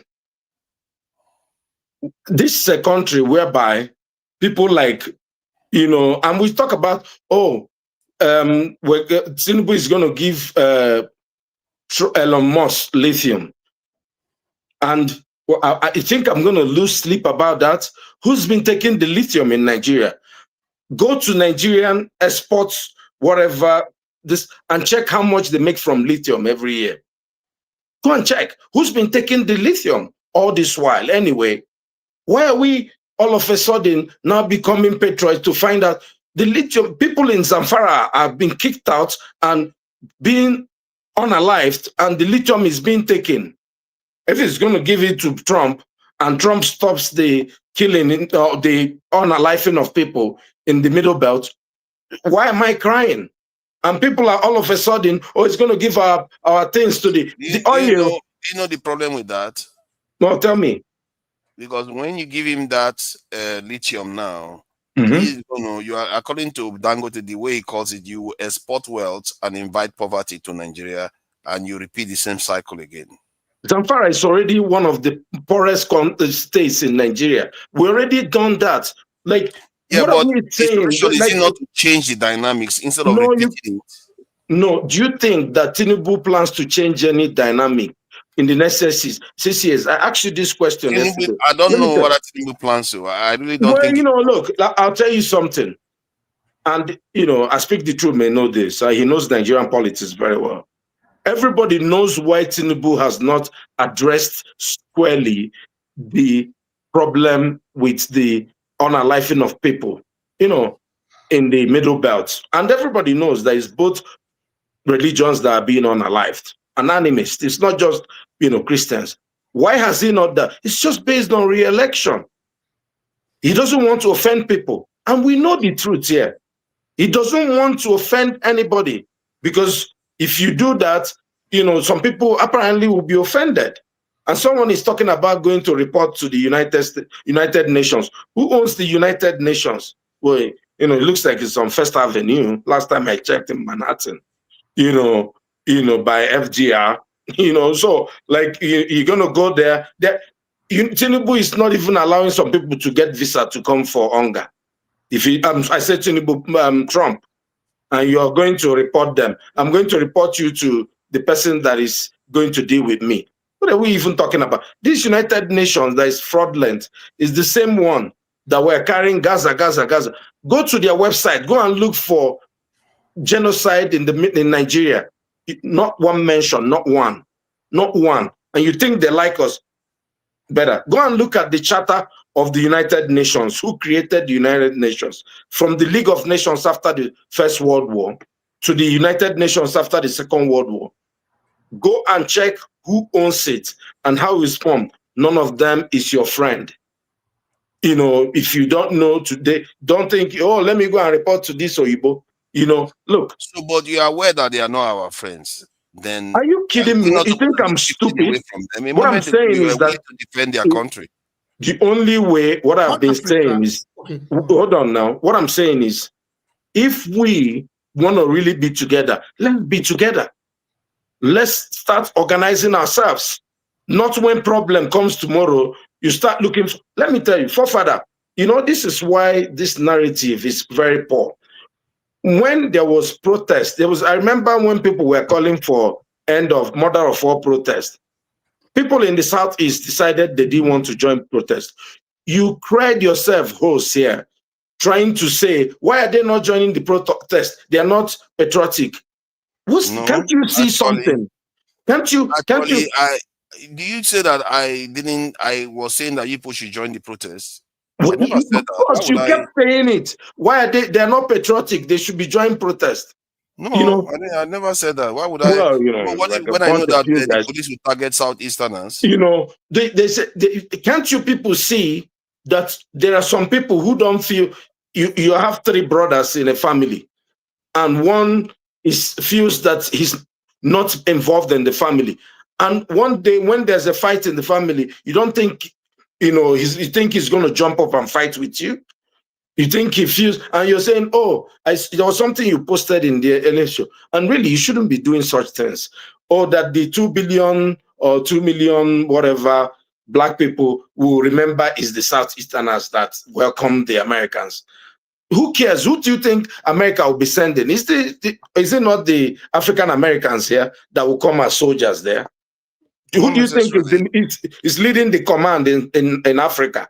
You think it's a Igbo person? Not necessarily the way you think, but my point is that point was a very serious one, because I always say that to my Southeastern brothers all the time, that every time I hope you know you're one of us, and you continue to run. Because anything you love anything, me now. You want me to be part of the family. No, nobody. It's not about what is. See, let me tell you. So it's not like we want you or anything. Let me tell you. Anytime point is important.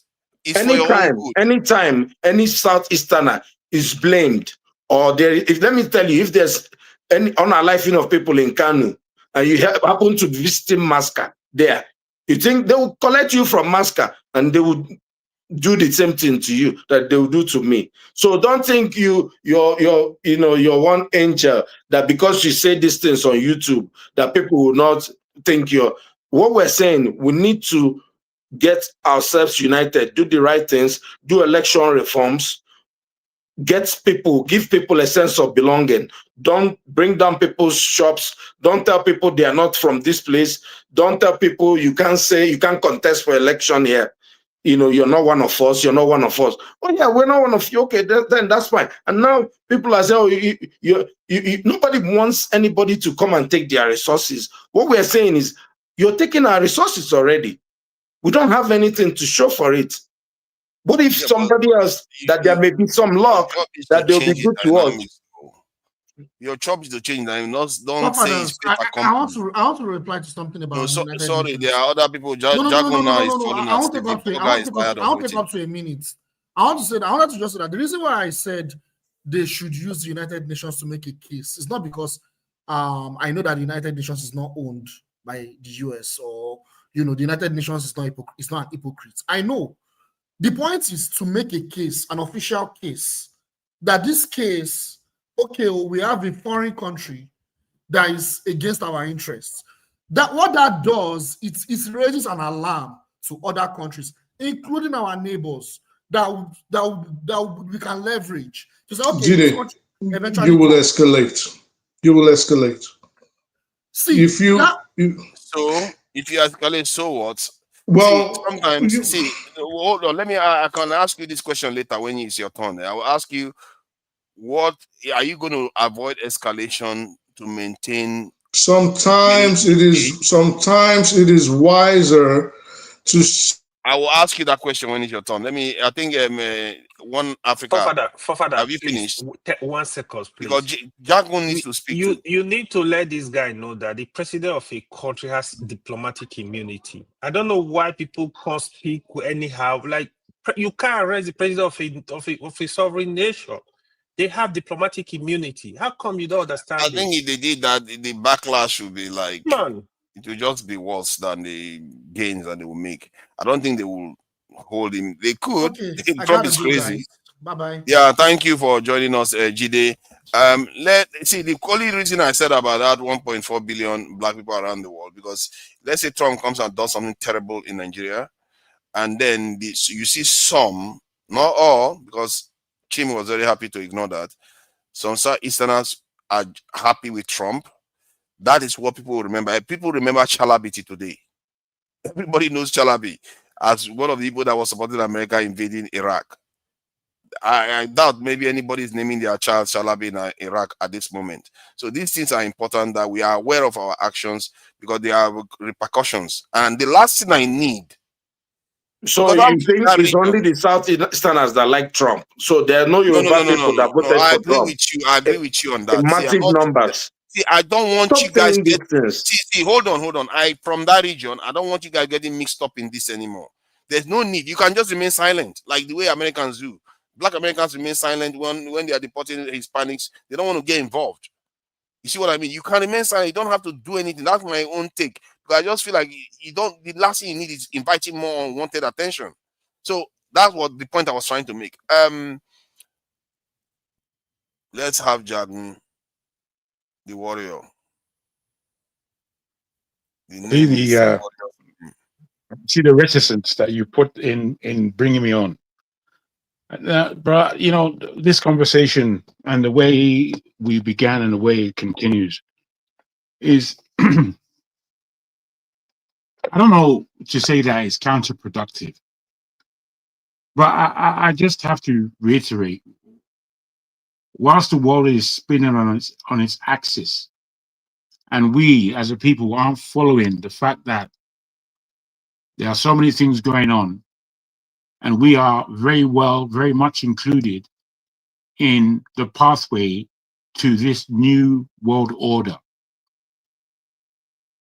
and how, whilst our own position in Nigeria is important to us, for anyone in the world, anyone else in the world, especially those in power, they don't give a damn.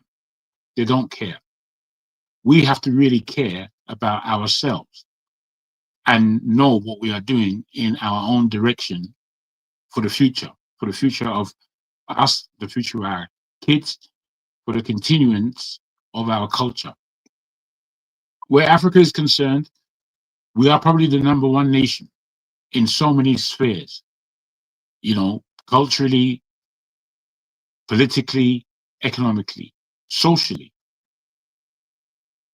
With all the power that we have no power because we have no direction. We have no politicians. It's hard to say that we have a country. Whilst this is the case, and we are in this desperate, somebody wrote this past desperation now, it's, what did they say? It's, we are living, I forgot the word they used, but it was probably more apt. It's so important for us to face the fact that we have failed. And in that facing of that fact, it is incumbent on us to know that our leadership, our cultures really need serious upgrading. The leadership in our country, when you look at it, it's hard. Even if we want to, it's hard to suggest that Tinubu and the leaders that preceded him or were behind him, before him, that they have done a good job in putting our country on a platform of legitimacy. People love Nigerians around the world. They love us, even though they want to dislike us. They can't help but we are quite an infectious bunch. We have character, we have purpose as individuals. But as a nation, there's nothing to write home about. We're here getting excited and being belligerent with each other,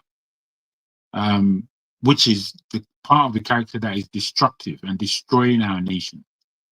We believe that we are more important than the person right next to us. It's tiring. It's tiring. You know, I'm of an age that to fight in a war is past my time. Past my time. Those on the platform who are even young, it's even past your time. And we don't necessarily have an appeal to our young. We are still largely bringing up our children in exactly the same way as we've always done. Go to school, be educated, and don't worry about any other talent or strength that you may have naturally within your own life. So whilst all these things is going down, and there's a bigger picture taking place across the world, and we're not reasonably looking at it, apart from to be armchair philosophers, we're not looking at it that we're desperate, food has been taken out of our mouths, we are losing legitimacy politically in the world, we're not even standing up for Africa, as we like to boast that we are the giants of Africa. I don't know really what we expect from this jumbleness that we have at our fore. What do we expect from our leaders? What do we expect from them in a fight against America, even a diplomatic fight? What do we expect? Our country is full of minerals that we haven't been using because there was oil. And whilst there was oil, we just forgot about everything else. We forgot about the people in the land. We forgot about our education. We forgot about all our minerals that could give our people life. Bitumen, the second largest in the world. Lithium, the best quality lithium in the world.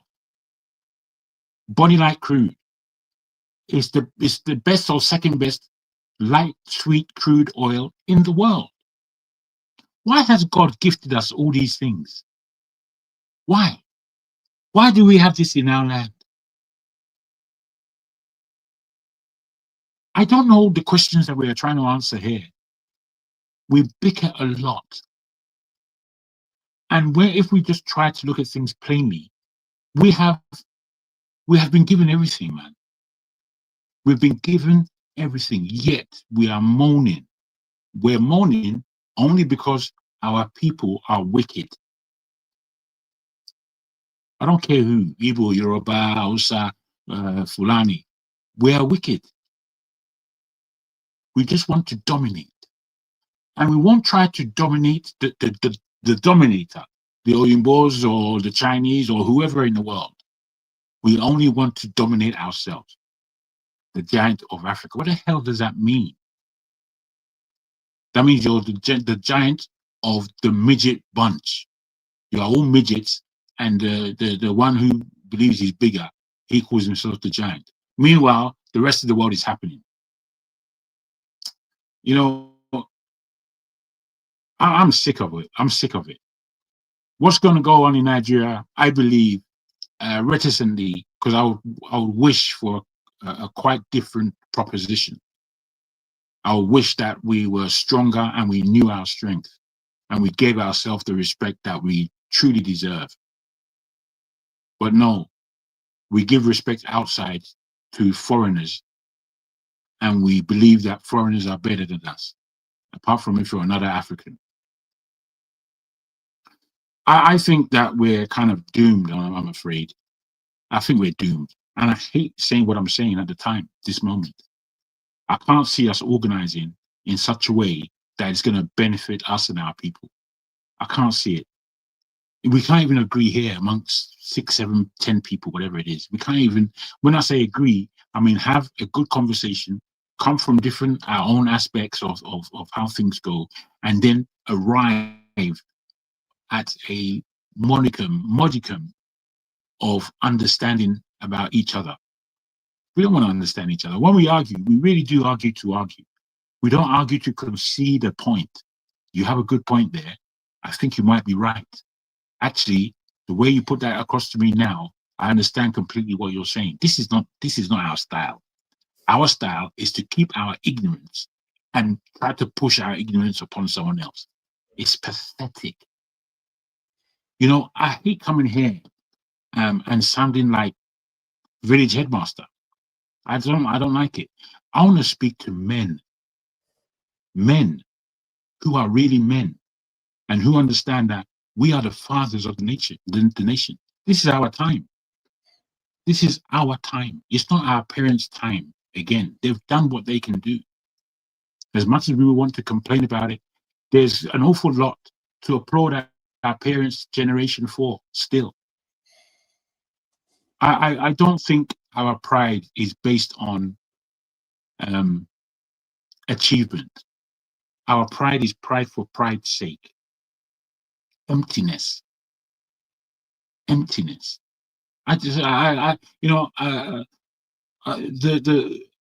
way this guy speak the truth. I don't know if you recognize that since he's been on, he's a quite quiet speaker. He has certain things to say that people may like or dislike, but he's normally quiet in his nature. He's been raising his voice sometimes, but right now, over the last, I think 3 or 4 times that I've heard him recently, his voice is now loud, like everyone else's. Loud. ready to shout, because that's the only way we can exist amongst each other. If you're quiet, if you're too quiet as a Nigerian, you're not looked upon. You're totally unrecognizable. You're not recognized. Try to keep it can't brief be so quiet. that others can speak. Thank you for that, Jago. I hope you're hearing me. We can hear you. We heard your elderly advice. Advice. You're welcome, Jago. Even can I just land and say even Omori is there comfortably, and he knows I will come to an end very soon. All I want to say is we have to just respect each other as men. You know, I don't know this old man. I don't feel old, you know. I don't feel old. I'm ill. I have an illness which I'm getting over and getting stronger, but I'm not old. I'm just past an age of carrying a rifle and going to war. I'm past that stage, and I don't want Nigeria to go into any conflict nationally or internationally. But it seems to me that we are going there. We're going there with blindfolds, and we're just entering. And what we're going to come across, we are not going to like. I end there. Thank you. Jago, I agree with you on that last point. Comrade, that is what it seems. Omorui, I noticed that One Africa didn't answer the question whether they prefer to sit in who head first, then their own next. Because when some people are happy that, although he did say that he doesn't support foreigners. He's disingenuous. He's supporting. Don't do that now. AY, come on, man. Leave the guy alone. We don't need this anymore. You see, he's already unmuted his mic. Okay. Hold on. Let's go to Omori. Omori, please. How about okay, that's fine. You see, I've been saying this consistently that I don't support foreigners. No. So hold on. I don't support any foreign country coming into Nigeria to invade Nigeria. People have been saying, you don't mean it, you don't mean it. The same thing. An Igbo man comes to Nigeria and says anything, you're not part of us, you're not part of us. But now, if I say I want Trump to come and invade Nigeria, then people will say, oh, you're not a nice guy. You don't have you don't have any. You are not a straightforward person. That's why people. What do you mean by not straightforward? You are very disingenuous. Do you know me personally? What disrespect is that? Do you know who I am? You don't know me, right? Just because I come to the show, you think you can disrespect me? You're calling me disingenuous because I'm in the show with you. You're disrespecting me. I don't understand, and I demand that you apologize to me. I've never called you disingenuous. Have I? Do you know me? Why do you impugn my character? Hold on. Let me. What disrespect is this? Hold on. I say something. He says, "Oh, we can't trust you." It's the same narrative that Nigerians say about Igbos. We don't trust you. An Igbo person can be trusted. I don't think it's because you are Igbo. I don't think it's actually because I am Igbo. Let me. If I don't agree with. See, one Africa. Hold on. AY, please apologize for calling him disingenuous. He never did call you that. He did try to remain respectful to you to an extent, even if he disagreed with you. So please withdraw that statement. I withdraw the statement. Sorry. Thank you for that. Are you okay now? Sleep well. Can you? Why did you just leave OD alone? You guys need to. Are you dragging a woman or something? Can you just leave OD alone? I disagree with OD too, but you don't see me calling him names like that. Let it go, please. Comrade Omorui, thank you for joining us. So what do you make of this invasion? I really don't know your view properly on this, actually. What do you can I just say this? I beg your pardon, forefather. All our politics, it's only because he's part of the panel that I need to respond to him, because he's not good at listening. He's good at saying things that are untrue, and then he will say that I can only discuss with my equal. Damned idiot. He said that he's giving us a list of where there's the most lithium. Did I say that Nigeria has the most lithium, or did I say it has the most lithium? You know, this is Nigerian. This is, I just have to say, I don't normally respond to idiots in the It's on panel. the chat anyway. It's on the chat. It's okay. No, but you know, Yeah, but my response is not on the chat. This is just a follow up. I'm sorry. AY has to speak, please. No, let's say why I'm talking about honor politics. No. He's been calling us names. We don't have a lot of time here. We don't have a lot of time to address. But you gotta call him out. You can't be calling us names on the comment section. After Comrade speaks, we'll deal with that. Comrade, please go ahead. Because I really don't know your view on this. You could land either way. Please go ahead. Yeah, forefather, nobody is a baby here. Don't pretend that you don't know my view on this. You took me out 2 consecutive times because I interjected intermittently. And since then, people have been interjecting one another. You didn't take nobody out. I'm not on your payroll. I'm not a baby. I'm not your houseboy. Even if I'm on your payroll, I deserve some respect. You know, I don't know, because you are moderating does not make you king over us. You know, not even my king, the greatest king in my land, who oppressed me. As powerful as Tony Aneni was, I had the gut, as small as I was, to challenge him. So nobody can bully me to a corner. So that is just no. The only lady that was in our midst, you were the one complaining that we don't have enough time for this show. So when you were about starting the show, I was about telling you, like, to be able to utilize the time we have judiciously, please minimize the way you interrupt people. You came up with a long intro. AY just barely finished talking. You went into another intro. I was trying to caution you from a genuine heart of love. You know, I wasn't trying to attack you. Even when we're in the other show, I had already cautioned you jokingly. I was already telling you, don't monopolize the discussion. Make it a dialogue, not a monologue. I didn't mean any harm. I know you probably didn't mean it, but you kept doing it, so that's why I felt like, okay, you were being you kept picking me out. My brother, I was interjecting people here. You kept him there, you know, indefinitely without taking any other person out. Please, I'm not your mate. I should be. I don't know if you are senior to me. They are not a baby. I know my age. You are not feeding me, and nobody is paying me here. I've been here since morning. I barely took time to go take a shower and, you know, get some food, and I came back. I came here because of the way I've seen the owner of the channel. I don't think I've ever been to your channel one day, and I will never be there. You know, I went to all my politics one day. I saw what he stood for, and that was my last time there. I had one-on-one with him. I asked him certain questions. Does it mean to you how people look at you? Does it mean to you how people see you on your channel? Does it mean to you? Yeah, I just discovered he doesn't care. You know, and that was my last time there. So I'm not looking for where to go. Please, it's not a big deal to be a moderator. So the only lady that was in our midst, that was my greatest faith. You can talk to me man on man. You ended up calling that lady your mumu, your mumu. I didn't call her mumu. I said okay, it's okay. It's okay. But I even apologize for that. She's a Nigerian. You wouldn't call Nigerians mumu. She's a Nigerian. I'm a Nigerian too, which means you ended up calling everybody mumu. It's okay. It was it's the okay. heat of the moment, and I did apologize. So okay, it's okay. Apology accepted. But then nobody is on your payroll here. I'm not a baby here. Nobody, not even governor of my state, will intimidate me. I could be very skinny and very smallish in size. I don't take bully. I don't take intimidation from anybody. And it affected me politically. That's where I am today. I could stand up and challenge the national chairman of a party. I don't care. So long as I'm standing for the truth, I tell you the truth. You are here trying to impose I know you are pained.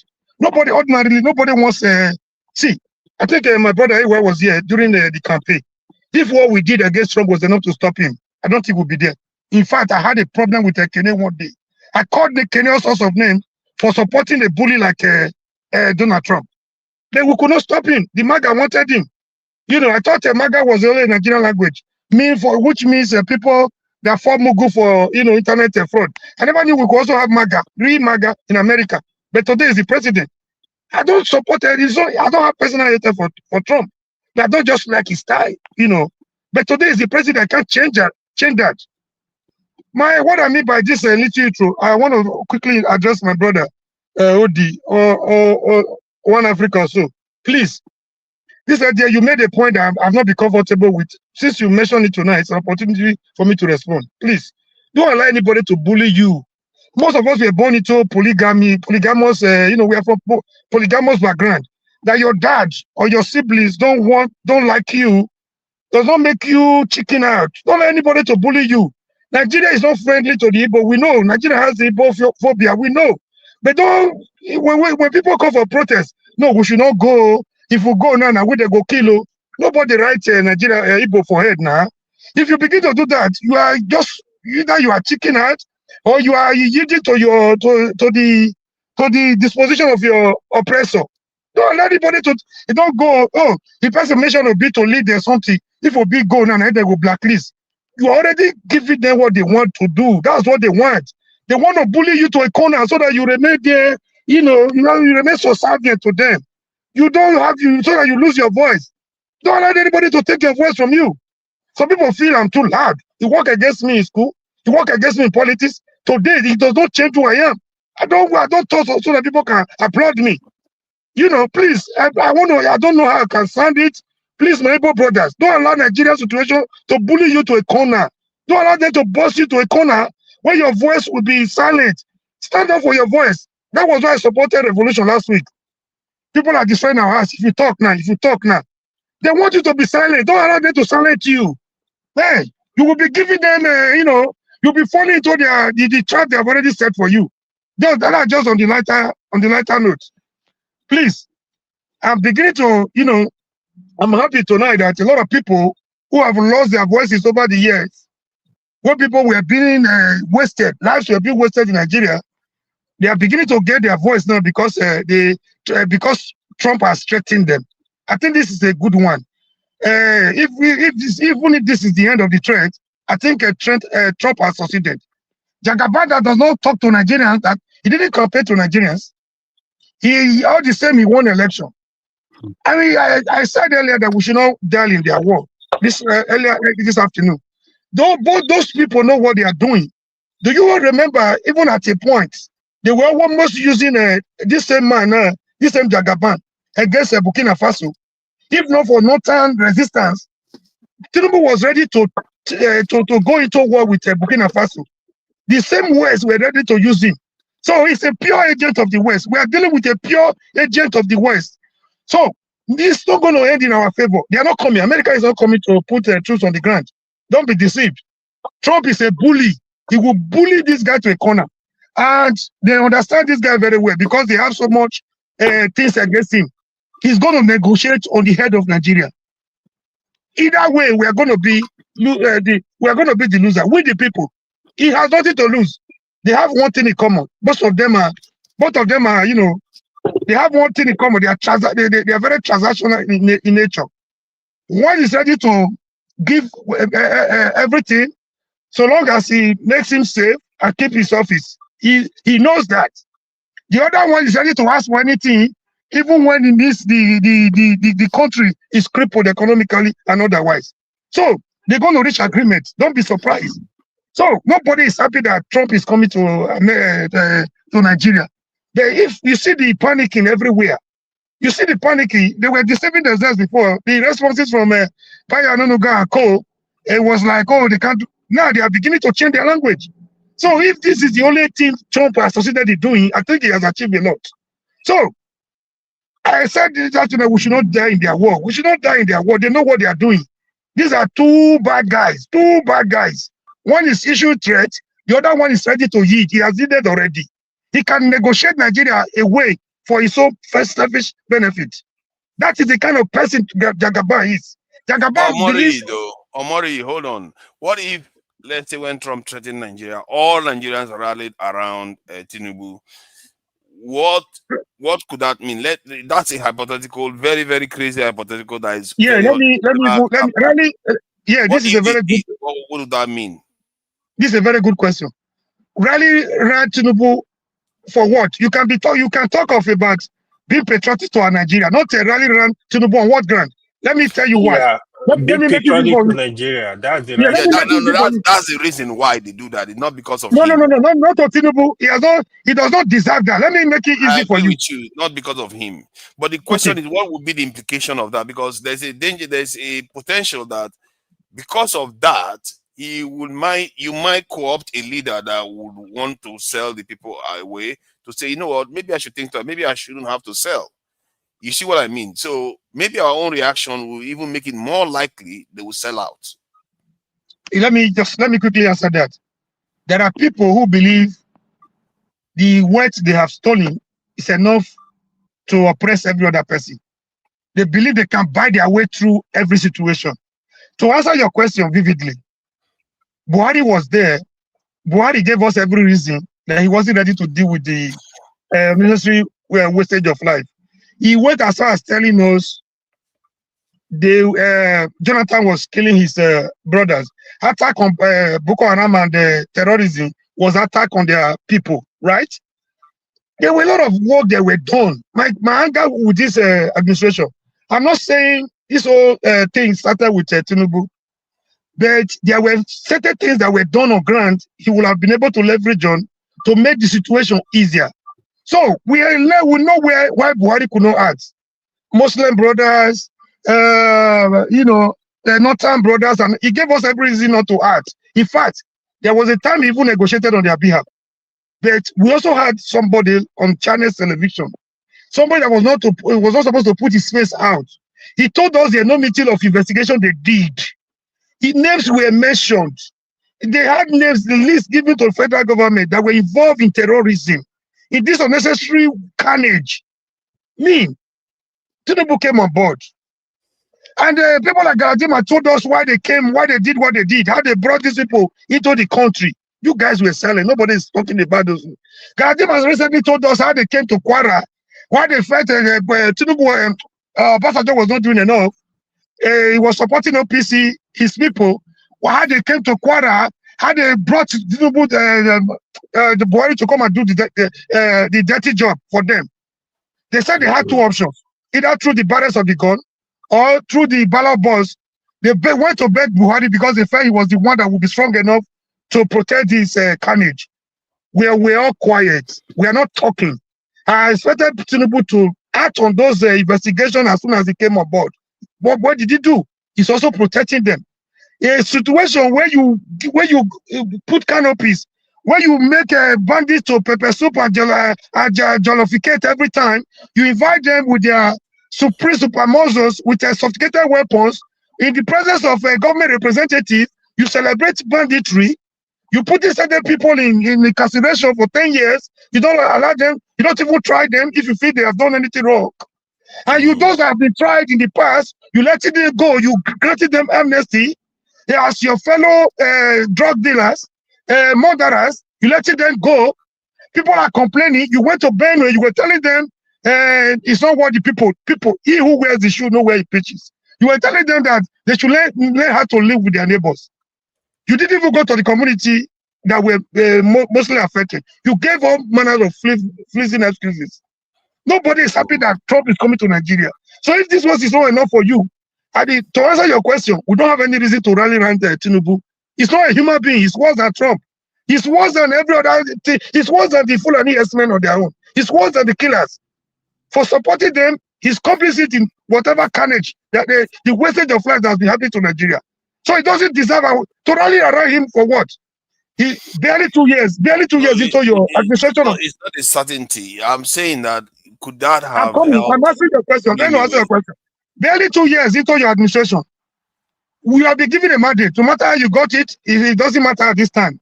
Because you went through the process of the court, you stole a mandate. Court said, go ahead with it. Every day we come online to talk about state capture. The Nigerian police is no longer there. His houseboy that has been with him since 1999 is the IG. Supposed to be retired, he's retained. That is the greatest problem they have with Omoyele Sowore. That's by the wayside. The court is gone.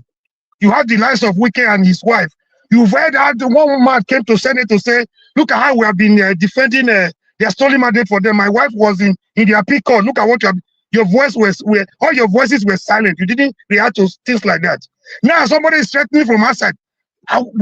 Do we even need to wait till somebody threaten us from outside before we start reacting? I don't understand the kind of politics we are playing here. So now somebody is trying to say, if you don't sit right, if you don't get your ass, up and do the needful, I will come and deal with you. It's not coming. It's just a mere threat. We are here. We are panicking. We are panicking. If this is the only thing that will make Tinubu to sit up and listen to Nigerians, instead of Tinubu campaigning to Nigerians, he went to London to Chatham House and talk to his Western collaborators. He never campaigned to us one day because we're not important. You're telling me to rally around Tinubu on what ground? No, I'm not saying you should rally around it, but it's okay. He's telling Nigeria, I'm in Nigeria. He's telling Nigeria to rally around Tinubu. You're invariably telling me to rally around Tinubu on what ground? I'm not saying you should rally around it. We don't know to make the case even worse. Experiment, but to make the case even worse. To make the case even worse. I think we are not. We don't have a lot of time. This thing. Yeah, I just want to conclude by this. I want to conclude by saying this. You want to stifle the political space. You want to bust everybody to a corner, to one party state. 2 months ago, I said it wasn't good for anybody. It's not good for opposition. It's not good for the party in power either, because there's what we call a state of equilibrium. There's a limit to which you can push even a goat. If it gets to the wall, it will reverse, bounce back at you. Constraining the political space is not good for him. The coup rumor you're talking about is just the beginning. More will come. It's not because you don't allow people to ventilate their anger. You don't allow room for distant voices. What you get will be disastrous and catastrophic. I know he doesn't care. So long as he remains there, it doesn't matter. We support what is happening elsewhere. What Mandela did in South Africa, what they are doing in Tanzania. If it comes to us, we begin to pick and choose. We begin to divide ourselves and we're giving them more power. Mr. Odi, don't allow them to tell you are Igbo. Don't even feel you are inferior to anybody. Don't allow them to bully you, man. I'm angry because of that thing. Let me just make about four statements. No, sorry. We don't have a lot of time. No, just you told me I could respond. You mentioned me. That would not be fair. You don't let me respond. I'll give you a chance to respond. Let this thing, because we'll have our chance to do closing remarks. Support the diaspora voting. Please, are you there?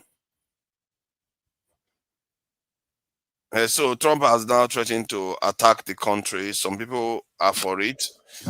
Some people are halfway saying they are not for it, but they are for it. While others are downright like, are you out of your mind? So what do you make out of it? What do you mean halfway? Some people are funny like that. They're like, I'm not saying they should attack like you, but well, hello everybody. But the thing is this here. First and first, Nigerians are sort of funny people that if something happens that you like, you forget about law, how things are supposed to work. But if it doesn't favor you, then you start quoting the law. Yeah, the law says, yes, whatever. How can Trump attack another sovereign country? Where? Why? How? What business do Trump have to attack Nigeria? You understand? The best you can do is to sanction them. Sanction the country, with cut ties with them. If you say you're giving them aid, don't give them aid. If you say you sanction them and maybe make other countries to boycott them or whatever, you have no business to even send army to that country. To do what? I don't understand. When the country did not even ask you first for support.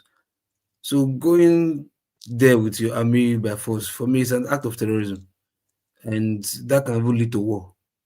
We know that, yes, we don't have the wherewithal to stand them ideally, but country to country wise, that will cause war. You understand? Just like, say, there's chaos now in Russia. US cannot wake up tomorrow and say, no, the case in Russia, okay, we are sending army to go there and go and do you want to die? You understand? So they know we are nobody, which pains me a lot about black people. Like we're just like savages in this world. Everybody's just looking. Days ago now, I'm just hearing the owner of Manchester City is the one sponsoring the terrorism in Sudan. Like you know, like why Africa? Why are we just? Why are we just experiment lab rats for other people, other parts of the world? So to your question again, let me not derail too much. Trump has no rights. In as much as yes, we know say we don't know ourselves. You understand when it comes to governance.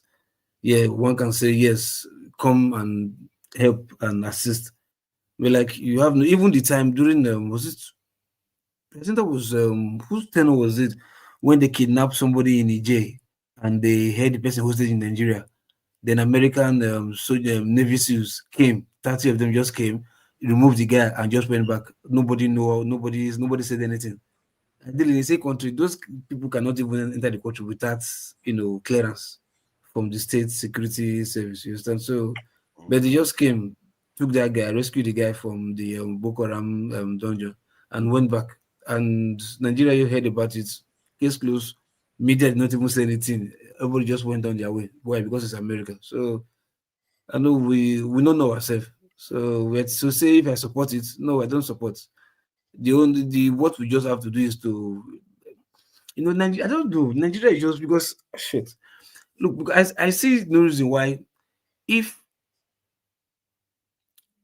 your mate is doing something, you bust your ass, make sure that you catch up with your mate. If some people around you are doing something progressive, you bust your ass, you go to any length to make sure that you protect your family, you do this and that. Why is it that this is not happening for the nation? Like Nigerians are just docile. We don't want to even push to make sure, yes, like we do stuff. Okay, now, when I mean Nigeria, I'm not talking about Nigerian government. The people, you understand, really coming out to push to like hold this government responsible. How many we've seen countries, African countries do this in our eye. The last one is just Madagascar. Where's the president now? It don't run. They don't even come out. They don't even come out citizenship for the president and say the guy is no longer citizens of Madagascar. Make it go remain for France where they. These are countries who mean well for their country, the citizens. But Nigeria, I think maybe we are supposed to be another race, just Nigerians, another race from Africa. We are just born with different species, different breed, different blood. I don't know the kind of people we are at all. This is just a country where things just happen. We just say, and everything is just normal to Nigerians. Everything is just normal. Just because of what? In the name of you want to make money, you want to feel okay, it's not your business. But not knowing that, look, I'm just saying Nigeria, look, when the chips will be down with these economies, with these Western countries, when the chips will be down, like, okay, everybody face your business. I wonder if that's the time we will not come together in Nigeria. I don't think we won't come together. So it won't be the models to almost scatter those. Okay, now since Nigeria is chaos, let's just scatter Kukuma. I guess that will be the point we'll get to. So it's just a shame that we hear this kind of stuff and Nigeria, because for me, I see myself as a Nigerian. I mean, I'm not a person who backs down. I'm somebody who fights. Like I'm this person, like, no, my own no go spoil. Even in my feed, I always make sure that, look, among my contemporaries, I did push myself, make I try. Let me be outstanding. Like, yeah, I did try for my job, for my whatever. I did make sure, say yes, if I deliver projects, clients are happy. I just try to push, make sure, yes, customer satisfaction. I just, like, when I mean, like, uplift my game, put on my A game first, just because I just want, I empty everything around me to be okay. You understand? So even sometimes the way to put, like, you don't be like Nigerian, bless you be Jamaican, like you just be different Nigerian. So of course, like, why can't you just be normal? Why is it like because I'm not a bit like Nigerian, so being Nigerian is abnormal? So if you're trying to be a normal person now, you're not acting like a Nigerian. Those kind of stuff pisses me off. I think we'll probably make a proper show of talking about our egotistical, silent, tribal supremacist this thing, because there is this thing that we do that is very corrosive, where we feel like we are all that. Anything somebody says to us, we hold grudges. It's like it's too strong within us. It's really, that force is too strong within us. And for people that have barely anything to crow about, I don't know why we have so much of it. And so maybe we'll have a conversation about that. And I really appreciate your contribution. Look, my brother, look, it's like if you say if you say deep dive, like we're not stuck in a place. It's okay, maybe we are stuck now. Okay, maybe it's time for we to get our ass together and start going up back. No, it's just nose diving, just free fall. Like it's every day, not even every month or every president that comes in. Every day it gets worse. The situation that it was when Buhari first entered, the first month, you understand, it was far better than the day he left, the last month he left office. You understand? So it's from Buhari, from the beginning of Buhari is better than the end of Buhari. Same thing with Tinubu. Tinubu just entered now. You understand? His beginning is even better than the worst right now. You start coming up with policies. You want to this money, your money, everything. You increase tax, So I told her, Nigeria, man, look, if I tell people like this support diaspora voting that I'm telling you guys about, it's just like Nigeria, we're so docile, like we don't even see, okay, why, what should we do? Nothing. I strongly speak about support diaspora voting because, like, look, everybody in diaspora, we are so, I can say we are comfortable. Maybe yes, some people might not be getting it all well in diaspora, but everybody just keeping up, we just try to move on, But for majority of the people outside Nigeria, do you know how many millions of Nigerians outside Nigeria? Do you know how many millions of Nigeria that is in Africa? That's within African states, not talk of Asia or South America, North America, or even Europe. Do you know how many Nigerians? Now imagine, if not for the fact that everybody is just with this bad mindset that we have against each other, like I want to be better than my neighbor. We just want to be so individualistic that we want to hustle our own individually and make sure that yes, I want to say I better pass my neighbor, I get money, I do it pass my neighbor. Because you can't say same for Indians and Chinese. No matter how rich they are, they humble themselves towards each other, they come together, they support each other, they pass information around each other. But black people, especially Nigerians, let me know who say black. Because other African nations, I can see them coming together. They have a sense of unity, a sense of purpose to chase, fight against oppressors. They have it. See Cameroon right now, where it's popular. The country say no, for what? Why? Why? See Tanzania. The woman enter now. Look at Tanzania. Tanzania is born like why? But Nigeria, nothing, not even like, and people just agitated for nothing. And this president Tinubu of a president seems to have heralded a very, very terrible time when all the omens were great for him. And I said it before, he had it in him to be the greatest president of Nigeria, but instead he chose a path. I don't know what part he's playing. Maybe all this is all orchestrated for all we know. They have reasons why all this is happening, because after all, this is a man that was willing to fight on behalf of the West against Niger and the others. And now he's the one being threatened. Why? You have to ask yourself. The first time Nigeria has overtly been threatened by America with military action that is actually real is what's under his presidency. This is what we are living through. And you know, we have been on this panel when I've asked many times, oh, do you think we have any external enemies? People think we don't. And they want us to remain like that still. No, you know, I have 1,000 shows to do to truly understand people.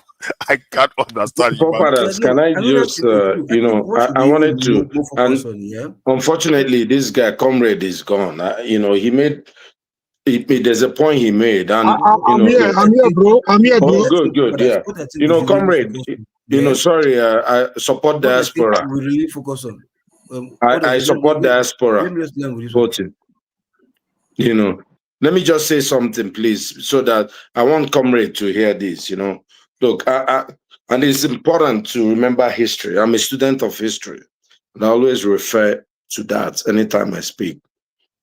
You know, the only set of people in Nigeria that have fought against imperialism in Nigeria are the Igbos, the eastern part of Nigeria.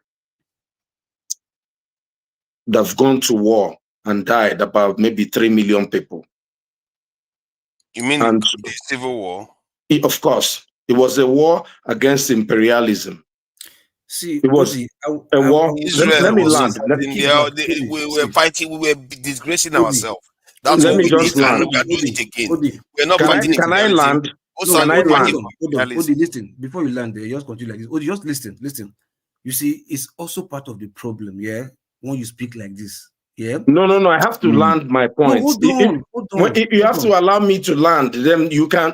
The problem is when someone says things you don't agree. You guys, you don't want the person to finish the point.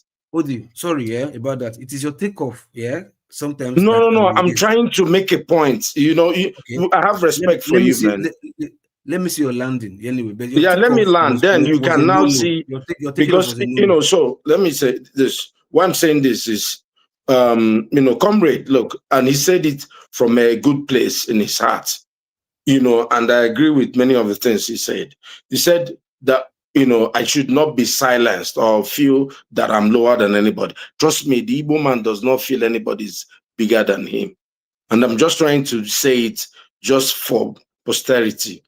I don't feel that we're being silenced.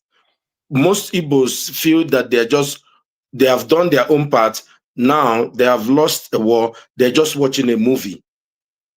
I'm telling you, this, people are saying, oh, that you want your country to be attacked. Well, we were attacked by Britain in 1967. People fought. The fight was about the crude oil in the Delta. And that fight, 3 million people lost their lives. And now people are trying to gaslight people or say, that you people don't want to be patriotic.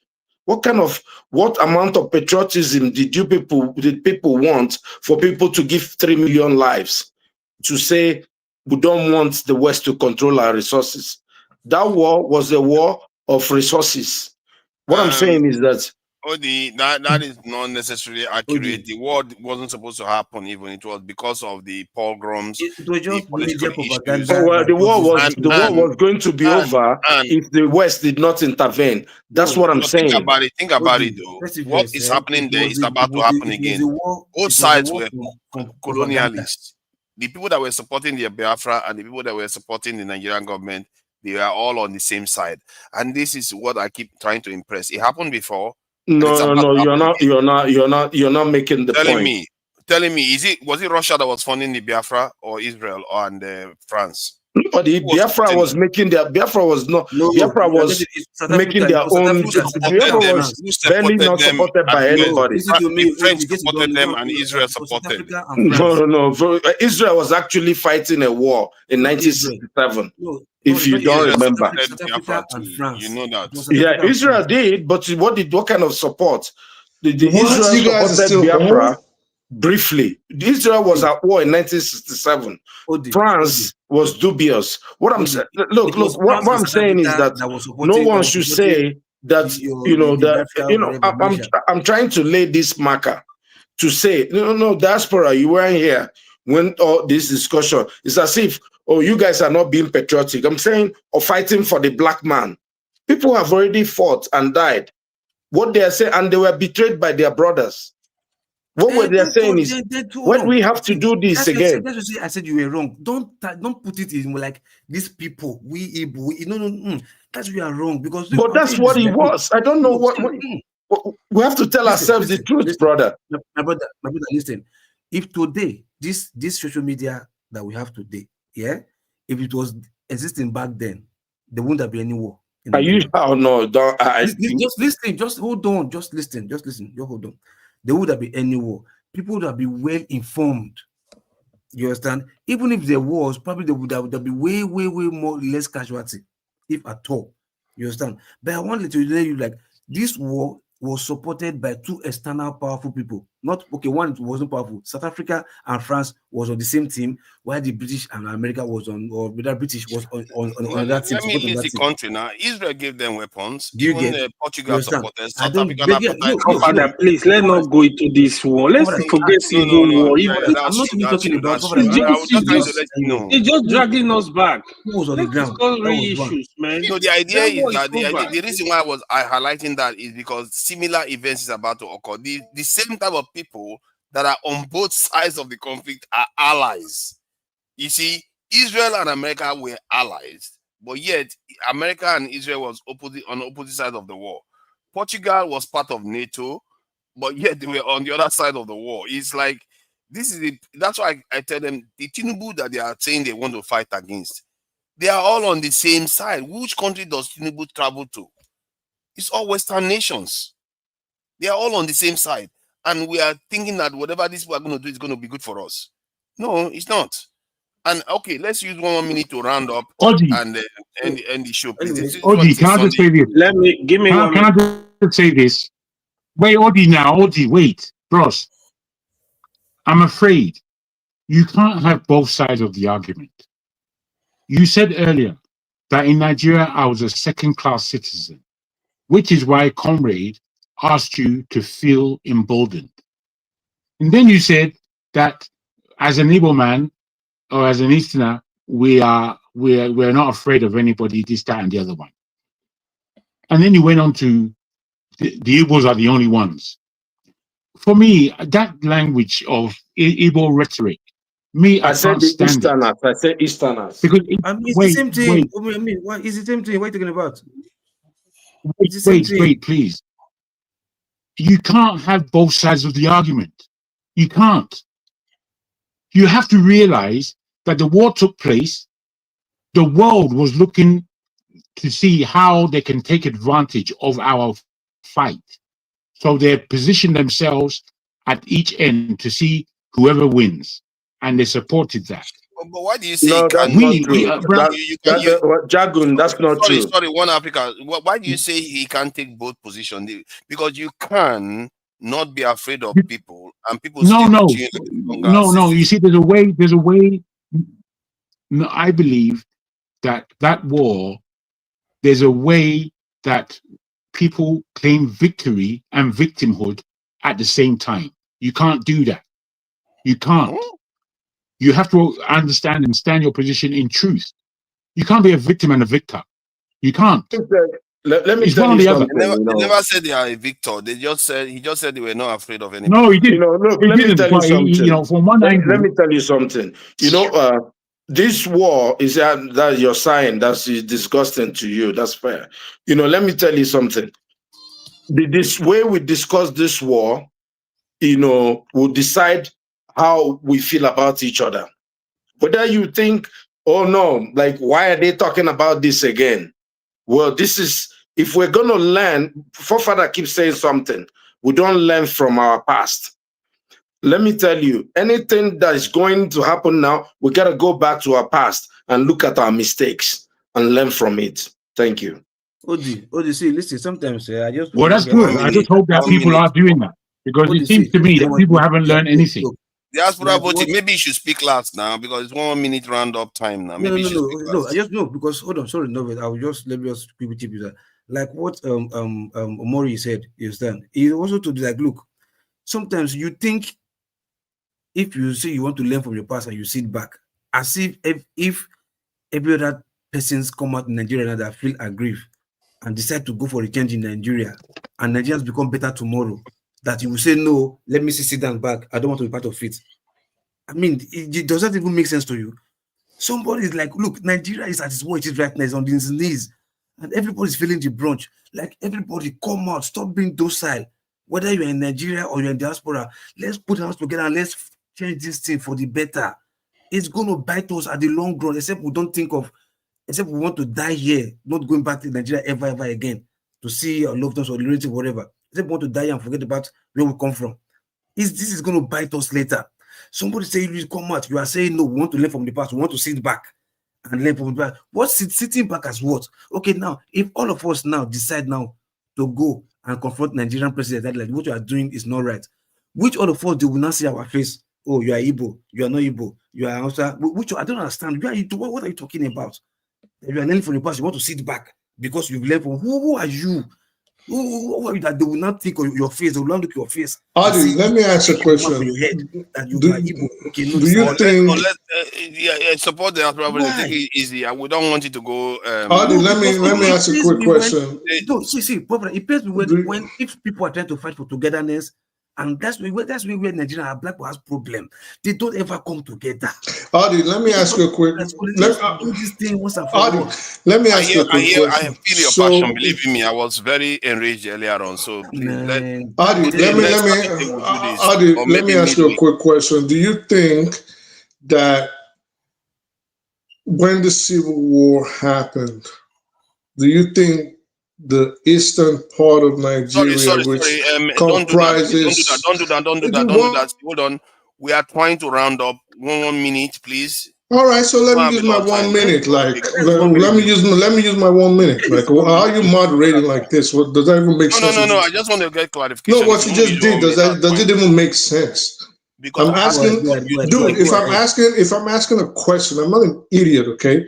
When I'm asking a question, I try to be civil and I try to ask thought-provoking questions. I don't come here to just You are misbehave. being civil. All I wanted to All right, so highlight let me, when I ask a 1 question, just minute. because you don't like the person or you don't like the question, Oh, you, stop it, this man. is, I just this want to round up. Stop it. This is what I said. Okay, I said this is why I tell you guys, always gauge the temperature. And Jargon repeats this all the time. Gauge the room, read the room. I'm trying to round you, up. Don't tell me how to moderate. I'm trying to round up. Just stop it. I just said it earlier on that we need to round up, and you want to start another and I diatribe. wanted to, we would have not gone into this if let me just ask, exactly, let me just ask all these, the question. It's a simple question. I need to round up and get on today. Listen, you got it, man. You got it. Go ahead. Enjoy the shit. That. I really appreciate that. Please, AY, have your 1 minute. Since people are finding difficult to even have 1 minute, this is roundup statements now. So myself and Femi will be the only quiet people on this platform today. Quiet but most dangerous.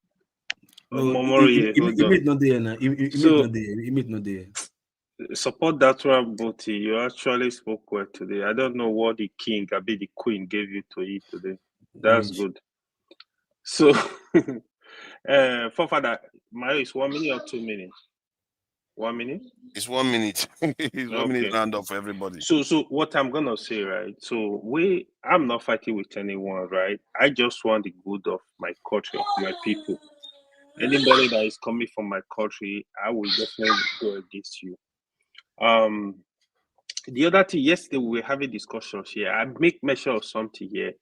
I remember saying that Dangote Refinery is an indigenous company, but almost all of you disagree. I don't know why you could disagree. I think you guys should look that up. Dangote Refinery is an indigenous company. I know who's arguing BBR, One Africa, all of them, they said no, it's not. So check I said that, or Jide said it, and I was telling them. No, not you. Sorry, BBI, Jide, and One Africa. So they. Why would I know the meaning of indigenous? Sorry, you know it's your friend now. So if I don't see Jide, I will know. So that was bad. So that's for that, right? But one thing that is very important, to be honest, we can't allow anybody to push our country to war. This is a very serious matter. No country, we're not going to survive another civil war. What Jago said was, he was very on point when he said that the way it's going, it seems we are almost there. I fear that too. I fear that we might be headed for another war. Please, it's not going to favor anybody. If you think it's going to favor you, it will not favor the north, it will not favor the south, it will not favor the east, it will not favor the west. It's not going to favor anybody. So let's try to look for a way to manage our situation. It's better as it is today. It's going to affect all of us. If you think you are in abroad, your family are there. If your direct family, your extended family are there, it's going to hit everybody. So thank you. That's my 1 minute. I appreciate it. Thank you. Femi, as always, the gentleman of the panel. So your 1 minute, please. You need to apologize to Femi. You attacked Femi today. What is it? Look at that. Femi, I didn't insult him, but I did try to make peace with him. Didn't I? This is Femi. Femi, I apologize on his behalf. Don't mind the guy. What do you mean? I didn't insult him. Okay, he wasn't happy with the way I was moderating. That was it. So yes, I would end on this note. Yesterday morning, I met with a guy. He's from Ogoja. He's not Yoruba. I intentionally say these things when I see them, since we like to be tribalistic, right? I don't know where. Trap. No, me too. I want to be petty sometimes. I'm just being. Look, I'm just being cynical. You don't understand me. I feel you. No, dude, I'm just being cynical.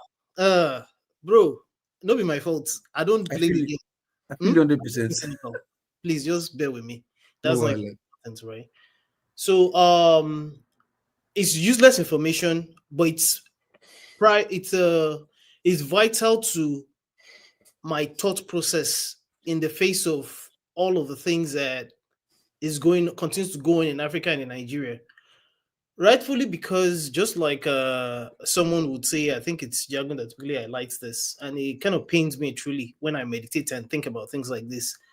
That whilst the likes of Hyderabad came from nothing to become a major IT hub, we are busy with all of the shenanigans that we continue to practice in Nigeria. Anyway, where the meeting with that guy comes into play is a very good friend of mine.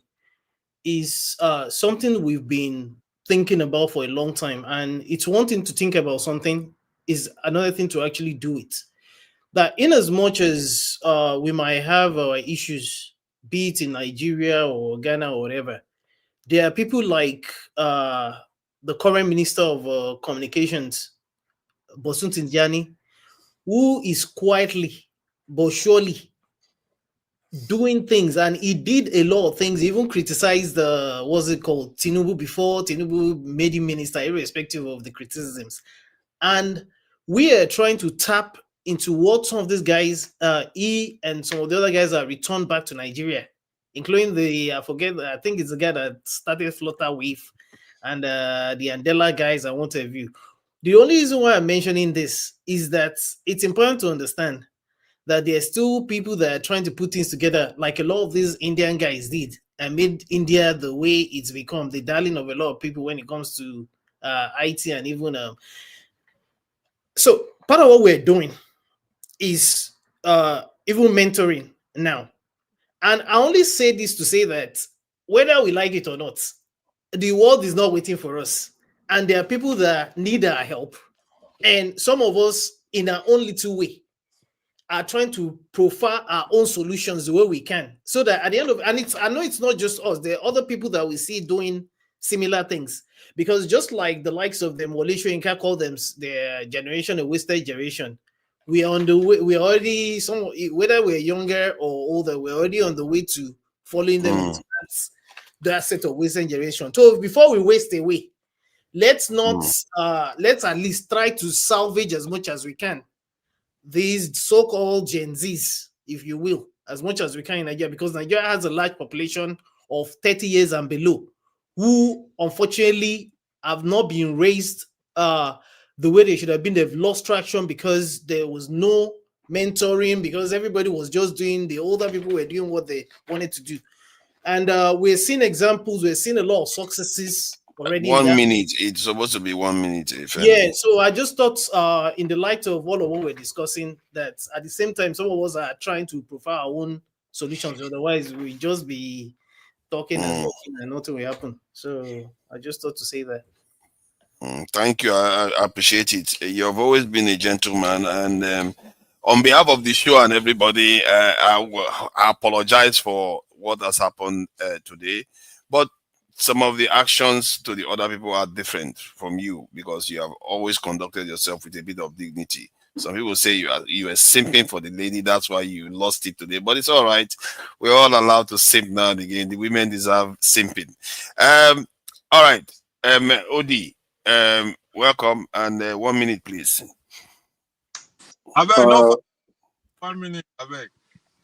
You are going to speak last. Don't worry. I'll come to you last. No, what's his name? I speak to Drew had a question. Let him go before me, or I'll give him my time. Okay, you want him to speak? Yes, please. You're giving him your time. Yeah, let you him ask question. You say if you can find trouble, dude. I'm just trying to be fair now. I'm just trying to be fair. It's me. You want too much. If he's going to have 2 minutes now.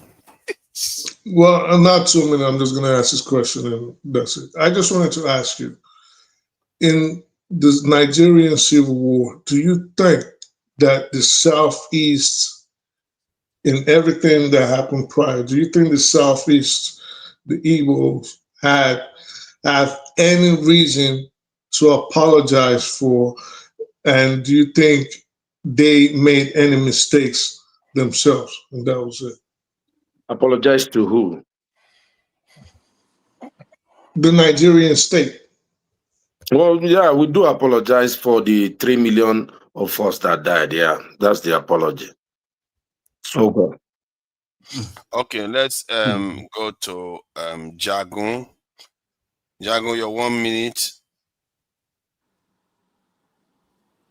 Okay, guys, not much to say at this time. I know that this was a kind of emergency show based on what we're about to go through as Nigerians yet again, as though we haven't been through enough upheaval.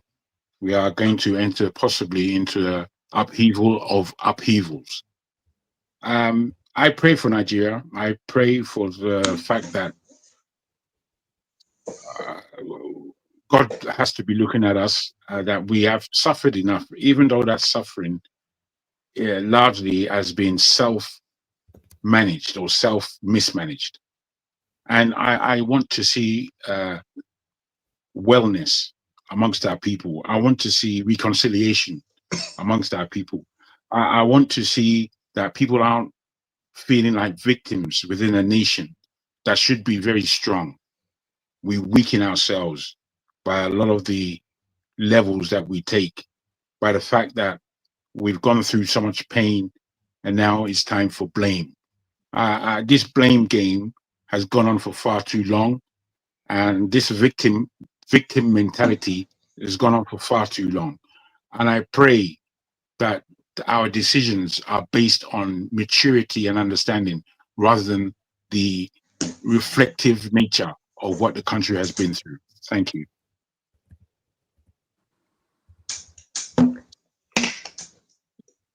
Comrade, welcome. 1 minute. Yeah, thank you, Tunaja.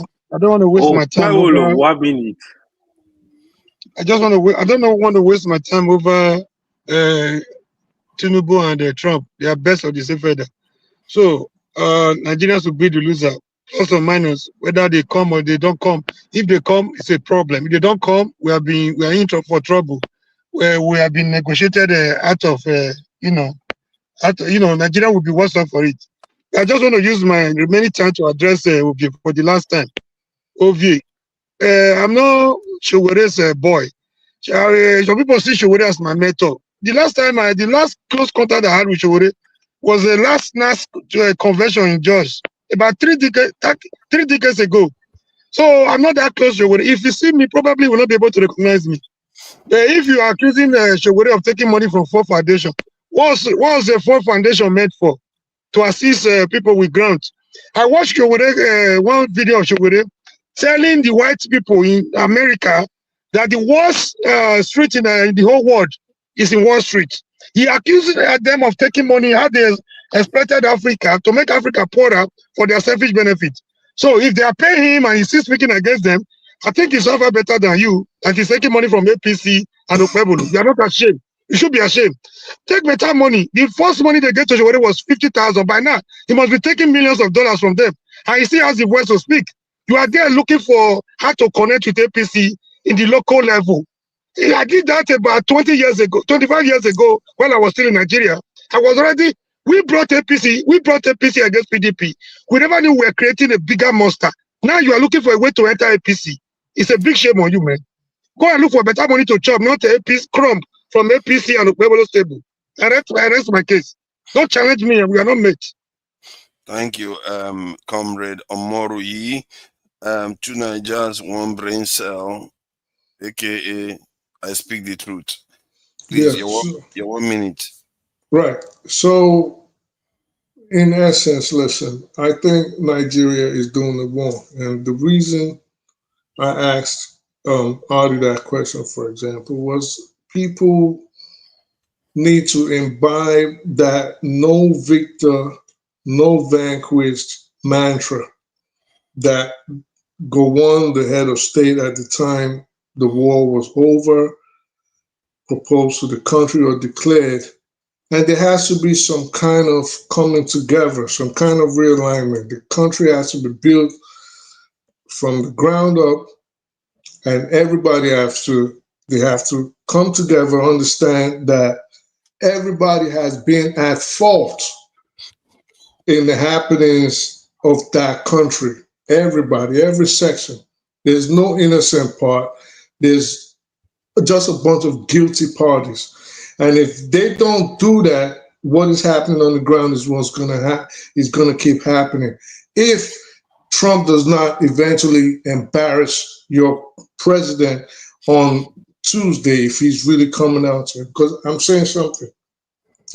People are on here before I left saying the United people, Nigeria should go to the United Nations, basically start a diplomatic rift that they're not going to win. If Nigeria was in a position where it was supposed to be, meaning the people were prideful, and the only way they could be prideful is if, again, I'm going to repeat it, if they had something to live for, not people living under bridges, going to school with leaking roofs, no industries, no job opportunities. People are starving while a minister is driving a Rolls Royce on the streets of Abuja, dilapidated roads, moribund infrastructure, decrepit electricity infrastructure. Everything is upside down. But if the people at least had a good social welfare and their standard of living was at least not as deplorable as it is, America is not going to have the right to even threaten. It's a big deal to threaten to invade a country. I don't think people are understanding that. That's a very, very big deal, that I'm going to come in there, I'm going to take your resources, and I'm going to do whatever I want. You cannot run into Nigeria without its authority, without taking out the government. That will mean your presidents, the top echelon, will have to, even if it's a sham court proceeding, they will have to be locked up, incarcerated somewhere, or completely eliminated. These are the threats on the ground. So also, I mean, we do understand in diplomacy, you cannot overrate or underestimate your opponent. But what America basically did to Nigeria is say, you ain't ish. You're not going to do anything. You're not doing anything. And this is the position the Nigerian people themselves put themselves in. It's not just the politicians, because if you didn't go every 4 years to accept 5,000 naira to sell your destiny, if you didn't go saying, oh, I'm going to only support this guy because he's my tribesman or he's from my religion, this would not be happening. So maybe this might be a wake-up call, because sometimes they say in adversity comes greatness. So maybe this is the wake-up call Nigerians need. And the leaders have to sit down, figure out how to bring the people together, build the country up from scratch, make it great, and make it ascertain the place amongst the League of Nations where it was supposed to be. Because I'll tell you this, if they attack Nigeria, let's not forget, Nigeria by far is the most important Black nation on the planet. Nigeria is the strongest Black nation on the planet, is the most influential Black nation on the planet. It has the most Black people on the planet. If they come into Nigeria and treat it however they want, treat the leaders however they want, I promise you this is going to be a problem for Black people all over the planet moving forward. So don't think it's going to be to your advantage if you're against Nigeria and you support invaders to come in. They don't like you. They didn't like your fathers. They're not going to like you. And I think at this point, I hope the Nigerian leaders have a retrospect, figure out how to bring the people up from the doldrums, and let's see if the greatness that they aspire will come to fore. But outside of that, I want to see how Trump treats Tinubu when they meet face to face. Is he going to give him the Zelensky treatment, shake his hand, or try to wiggle him around like a rag doll, or disrespect him verbally? I want to see, but that'll be interesting. And I think Nigerians just have to, from the top down to the bottom, change their mentality, because I'll tell you, Nigerians do have a very, very, very funny mentality the way they approach issues. Thank you, Father, to allow this 10 minutes. Really enjoyed it. Thank you. 10 minutes. Support the diaspora voting. Please, your 1 minute. Why you want to let that one talk? Come on there. You know, he was very. I did like his point of view. Today. It was very solid. You know, clear head. Look, please, I'm begging everybody. You understand? There's this ego. You they beg me too? Yes, everybody. There's this ego that we have in us as Nigerians, that we feel we are just too much, and probably we don't see ourselves coming together on the same level with other people for the same struggle. You know, we just want to prove to each other that we are better than each other. Probably that's why we don't, you know, we can't reason together. So I'm pleading, I'm begging everybody, please, just try, have a change of heart and see Nigeria as your own property. That you want to defend your property. Let's just try. You understand? Maybe if we can see ourselves, you know, coming together, it might not be like, you know, riots or revolution like Kenya or Tanzania or Madagascar, but it might just be, you know, a same purpose. Like, no, we have to let the government do. Like I said, do the research. Yeah, the money, the remitter that they make from diaspora is enough to cover 5 state budgets in Nigeria. So how come we cannot have a say? Diasporas cannot have a say in Nigeria. If we can, our budget is about like 5 state budgets in Nigeria. Why can't we have a say? Now, so we be, but in our individual life, we want to show say we be our guy. We want to prove that we are tough, we are boss. We want to raise our shoulder when we see our mate, our fellow countryman. But why can't we just come together and show the same might and show that against our oppressors? Why can't we do it? Why? What is causing us to look elsewhere? You understand? Why we just having this power to drag ourselves down, but we don't have this power to drag the person who is dragging us down? We don't have. Why? And that is the greatest weapon in the hands of the oppressors. That is the greatest weapon they have against us. No, but no, it's not the weapon. It's just because you choose to give them the weapon and decide not to look elsewhere. You chose. Look, we should stop blaming. Let's take responsibility for once. You understand that if you fail, that it is your fault. Just take it. Nigerians don't like to be blamed. That is one problem that we have. Nobody wants to be wrong. Nobody wants to be held accountable. You understand? That is our one problem. Just look. If they blame you, you will not die. If you take your blame and you do better, you will feel better. Once you take a blame and do better and change your way, you will feel better. You understand? So Nigerians, please, I beg. What is happening? What I'm seeing in the world, there's some things like I can't even say. Because of this social media, what I'm seeing, both the medical field, security, and whatever manipulation, whatever, trying to take where these people are going to put Africa, Nigerians, black race, where these people, what they are doing, they're planning to put us in the next 50 years. My brother, it not go good for your children or your grandchildren. I'm begging, please, for just no reason. It will not cost us anything. I know we are too comfortable abroad. It won't cost us anything. I beg. In the next 20, 50 years, please, there will be a great divide. And you're supposed to need that beg us now. Which one you beg? You need that beg us. Trust me, I beg. I speak it for diaspora voting to be begging like this. No, see, does he really need to beg us?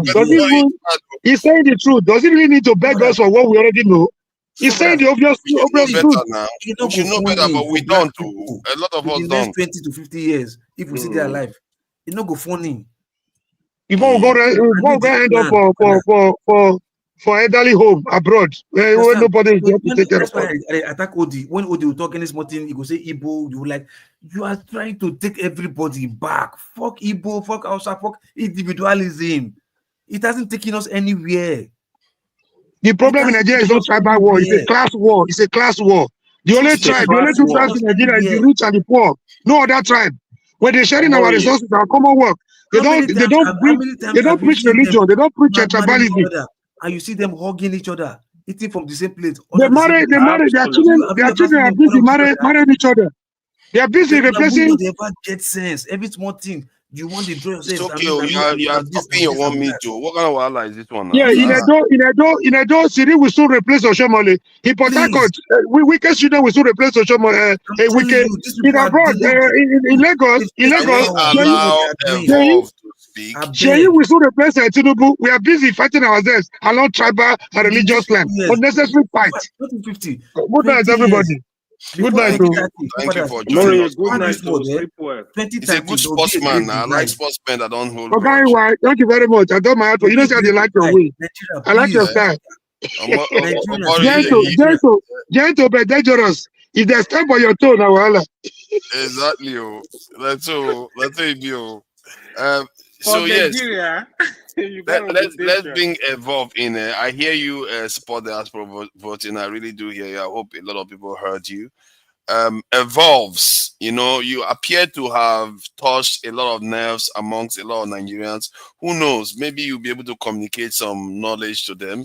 So, what do you make of this Trump threat to the country? Now, my thought. Yes. Some people are happy to see Tinubu's head on the spike, even if their own will go on that spike next. They'll be like, yes, as long as he goes, I go next. Because they hate the government of Nigeria so badly that they are fine with America coming to bomb our country.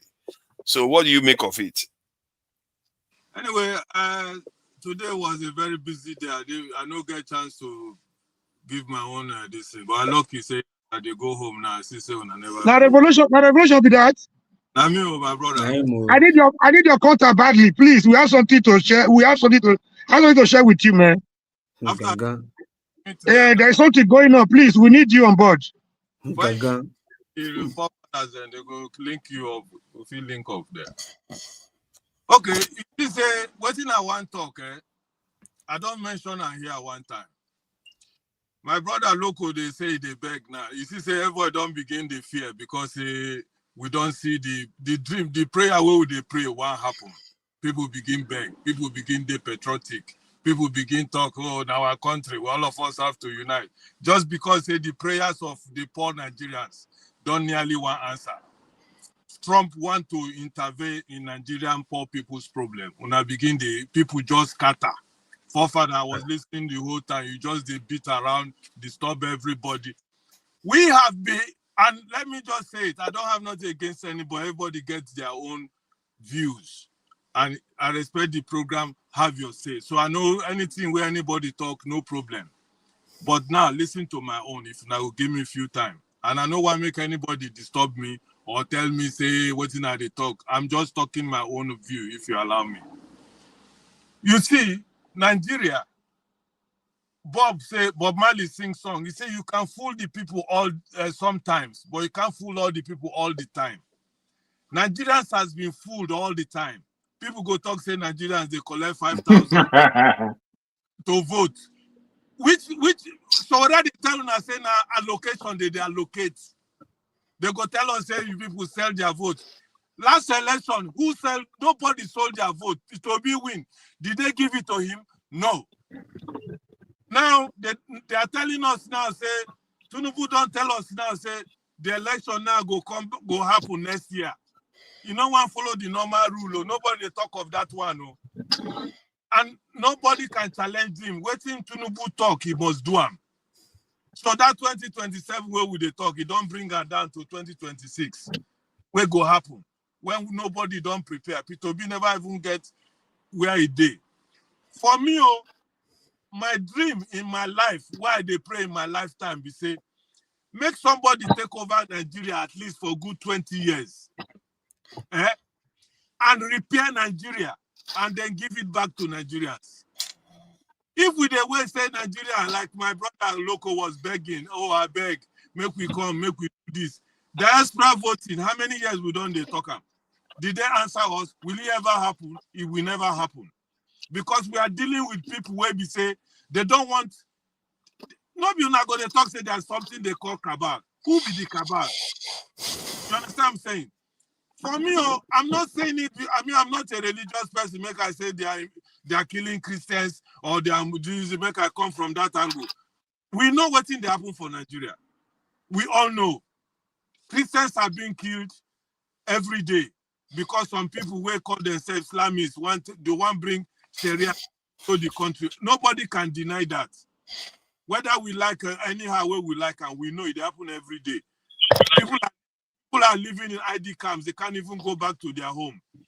But for me as a person, I love Trump. And Nigeria, as one of the most populous African nations, as all of us know, not only 1 or 2% of those Nigerians they enjoy for that country. After they go tell us make we pay election, we go do, nothing go happen.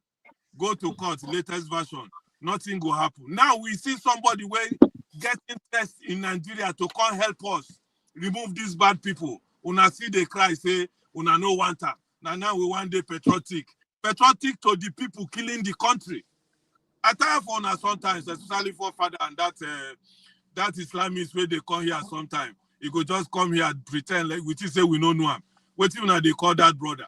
Where if you come here, you no go allow person talk, you go just they talk anyhow. You go Masca? Is it Masca? Is it well, Masca? Masca. You no go allow person talk, you go just they go they intrude with impunity. Just the way they hold us down. Today all the hammer before they call una just do the wayo small time he escape. My brothers, what thing I want talk to tell una good night be say, whether we like it or not, if really inside our heart we love Nigeria, my brother, we need invasion of any kind. Make it come from China, make it come from Trump, make it come from the military.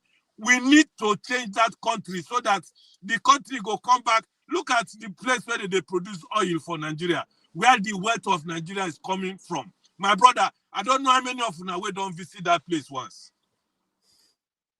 People go, they say they get oil well for where oil come out from their own country. They go tell us say they get oil wells. People in the north go, they tell us say they have oil wells in the Niger Delta. People who get the oil go there, they are dying in poverty. Good night. Thank you. So based on the listen, your statement just now, is gone anyway. I may be disappointed by that because he appears to be quite a charismatic person when he talks about the hypocrisy of many Nigerians.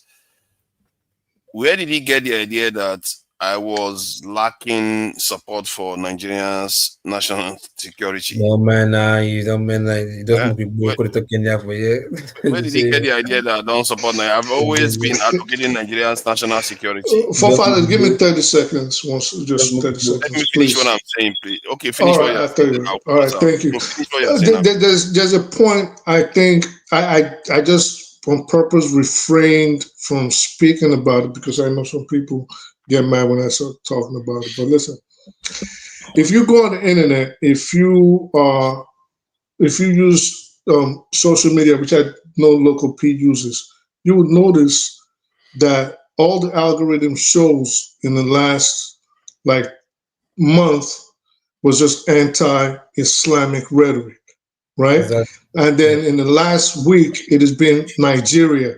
So it's Nigerian anti-Islamic rhetoric, and they're switching the algorithm to blast all of this out. Why do I say this? We also have to realize that this is all a distraction, right? I didn't say because they'll say, we don't talk about America, we don't talk about, this is also all a distraction.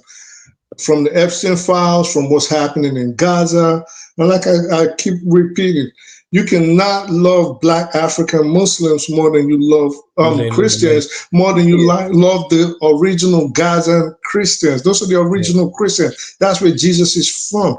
Yeah. So they're distracting. But whether they like it or not, the government is going to reopen. We have a shutdown right now. It's still going to reopen. And then we still have to discuss about the Epstein file because the one vote that the Democrats needed we already have that lady, I think she's from Arizona. So once the government reopens, there's going to be a vote on whether they should release the unredacted portion of the Epstein files. This is another thing they're trying to avoid. So they're attacking Venezuela. They're talking about they want to go to Nigeria. Or on the internet, there's anti-Muslim stuff, anti-Nigerian stuff, attacking Muslims as if they're the ones coming in. Now, notice you don't hear about Gaza anymore. You don't hear about what Israel is doing. They just, I know I went over 30 minutes, 30 seconds, I appreciate it. But they're bombing everything in Gaza. 1 second. They're bombing Gaza, bombing Palestine. They're killing people in the West Bank. They're basically erasing Christian neighborhoods in the West Bank right now as we speak. They've been doing that for about 3 weeks. So, but they're not saying that now Nigeria is in the news. For whatever reason, they're attacking Muslims. So let's also make sure to note that there's a distraction going on. We don't talk about the Epstein files no more. We're not talking about the shutdowns no more. So all of this is also a distraction, and people have to be on point. And I appreciate you letting me I think let me just round up with this based on the conversations about this topic. When one says we should defend our country, these are the kind of days you wish you did some work, because if you had done, maybe they wouldn't have the excuse. They wouldn't be killing people in Nigeria. The excuse wouldn't be there for one, and at least you'll be able to put up a resistance that will make them think twice. That is the second one. And when we say, no matter how bad your government is, you should not welcome foreigners coming to bomb your country, it's based on the fact that the foreigners, the ones that are saying they want to do it right now, not because they have a good history of doing it, they have a terrible history of doing it, and they also have a terrible history with us. They have a lot of our ancestors' lives on their hands. If the black race ever had any blood feud with any group, it will be them. But even if we have forgotten and forgiven and let go of all those things, it still doesn't mean you welcome them into your country to come and repeat the same thing, because many of these people, they see us as less than human. They will come here, they will do whatever they need to do, and they will compromise your officials and your leaders even further. And then this window that is opening for us to come out of the mess that you are in. All this Dangote talking about, oh, Nigeria should become industrialized and building, there was a momentum going on that I felt this Tinubu government did a lot to niqab. And maybe this event is another way of niqapping Nigeria again. Because since he came into office, he just did erect so many things. I was saying it the other day that there has to be a way he's going to wreck it again. And these are I was thinking there has to be a way, because all the omens were pointing in the right direction, but they have found ways to make sure Nigeria doesn't develop. They will always find a way to prevent it. Dangote was talking about, generating 1.4 million barrels of crude oil, this in petroleum products, but value-added manufacturing. And yet, Nigeria, they will find a way to make sure that progress is slowed down or completely forestalled if possible. This is our problem. We are in a chain here.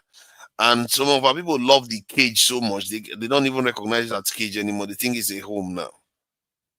It's a very, very sad thing, because it's a very clear information. The information is there. It's not hidden. It's all in your libraries. You can see it for yourself and get emotions. But I guess I can understand your emotion to an extent. There's only as much as you can blame human beings for feeling the pains, of losing loved ones or feeling a country that doesn't care about them. And there's a lot of hatred. If you look at all these Abikadabri, this is the quotes, this is retweets, and see how the government sometimes behave. And our own people, the way they treat some fellow Nigerians, I guess you can't always blame some of them for glowing to hear that Nigeria is about to be attacked. As very, very I'm viscerally against it when I see it. But you have no choice. You can't tell people how to feel. That is the truth of the situation, and that's what I see with Nigerians. But the most important thing is we should not let those ones be the ones that win the argument.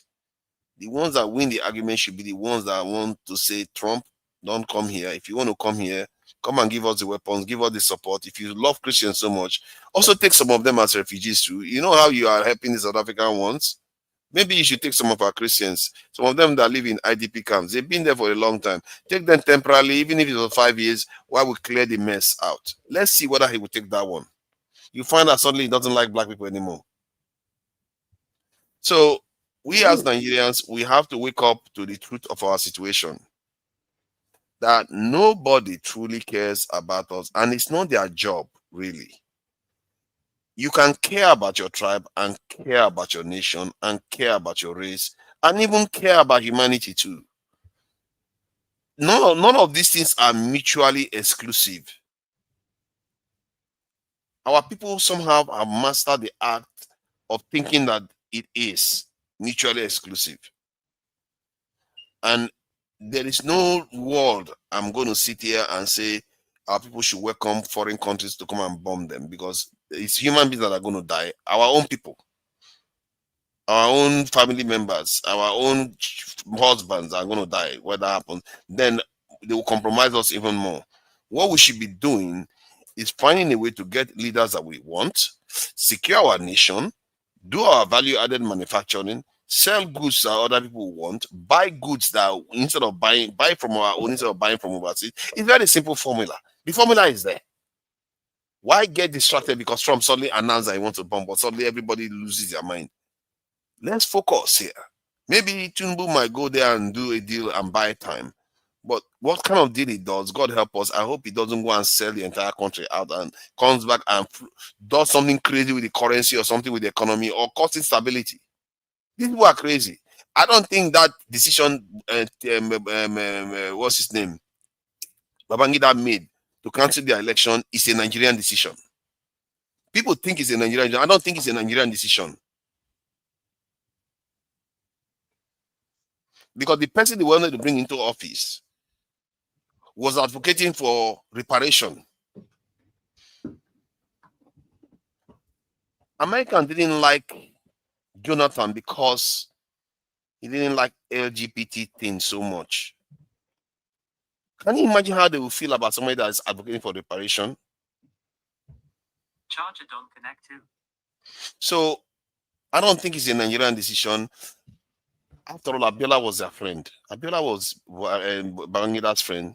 So we have to be careful. Some of the things that are happening in our country, it's not ours. Our leaders are too weak. They are too compromised. They are the collaborators that they left in office. They are the ones governing us. So they don't can I have say something? the need Can I to say something about what you just mentioned? Okay. Try to make About it that Abiola issue. Yeah. Yeah, that's why we have to be very careful. If Abiola was an Igbo man, right, they would think his mandate was truncated, his business was destroyed, his wife was killed, and Abiola was eliminated because he's an Igbo man. But he wasn't an Igbo man. So the system that is bad for everybody. So if we divide ourselves along tribal, religious, I'm Igbo, I'm this, they do it to me because I'm this, they did it to Obi because it's Obi. They're not doing it because it's Obi. If they could do it to Abiola, they can do it to any one of us. The same thing happened to Enahoro. Enahoro was of the minority stock. Enahoro could not dare do the things Awolowo and Co could do and get away with it. The Tafawa Balewa of this work could do.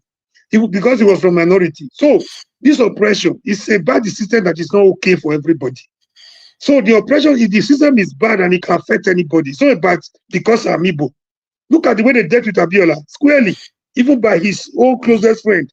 Exactly. IBB. He thought it was a joke. There was a time he told us, he said the number of photographs, my photograph, Abiola's photograph in IBB's house are more than the ones I have in his own house. Even when we wanted, the protest we did will have yielded more result than we did. You know what he was telling us? Cool down, cool down. He thought it was a joke. He thought they were going to make him president. Even when Abacha came, it was an opportunity for us to press further. He was the one telling us to calm down, calm down. He thought they were negotiating for him. So if they could, his best friends in Nigeria could do that one to him. It's a bad system that is not good. Minority, just, we're giving them weapons to it's like you giving somebody, your enemy, AK-47, and we loaded the AK-47 just to, you handed it over to your enemy. That's what we're doing to ourselves. When they gather to say Igbo, they're doing this because of Igbo. It's not because they are Igbo. Nigerian system is bad and it's bad for everybody. Nobody is benefiting from it except for the few cabal. Less than 1% of us. And even those so-called, thank you for that. Even those so-called cabals, I don't know what kind of cabal don't want to make more money because they are losing money. The money that they have to share in 2020 it's not money. It's less than the one they have to share in 2040, 24. What kind of mumu cabal is that? Let me tell you the average Nigerian. That's why I said Nigerian is different from Africa. Our black is just different from every other black people in this world. Forefathers, look, it's not money. Yeah, it is having the ability to lord over other people. It's not money, because if it's money, many of them have the money to eat till they die. Their grandchildren eat till they die. It's not money. You see the power, this idea of who are you? Do you know who I am? Who are you? Shut up, they get out.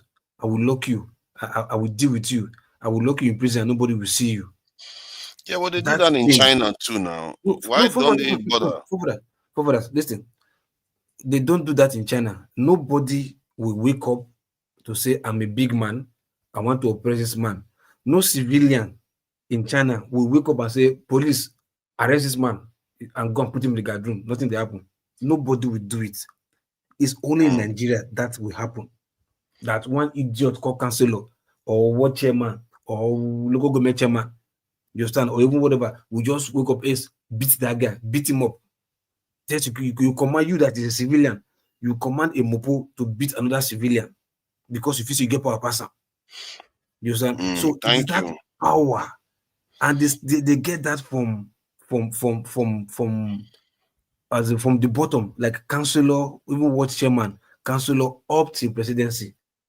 That is also Nigerians have even Nigerians who are not even in politics or who are not even in the military.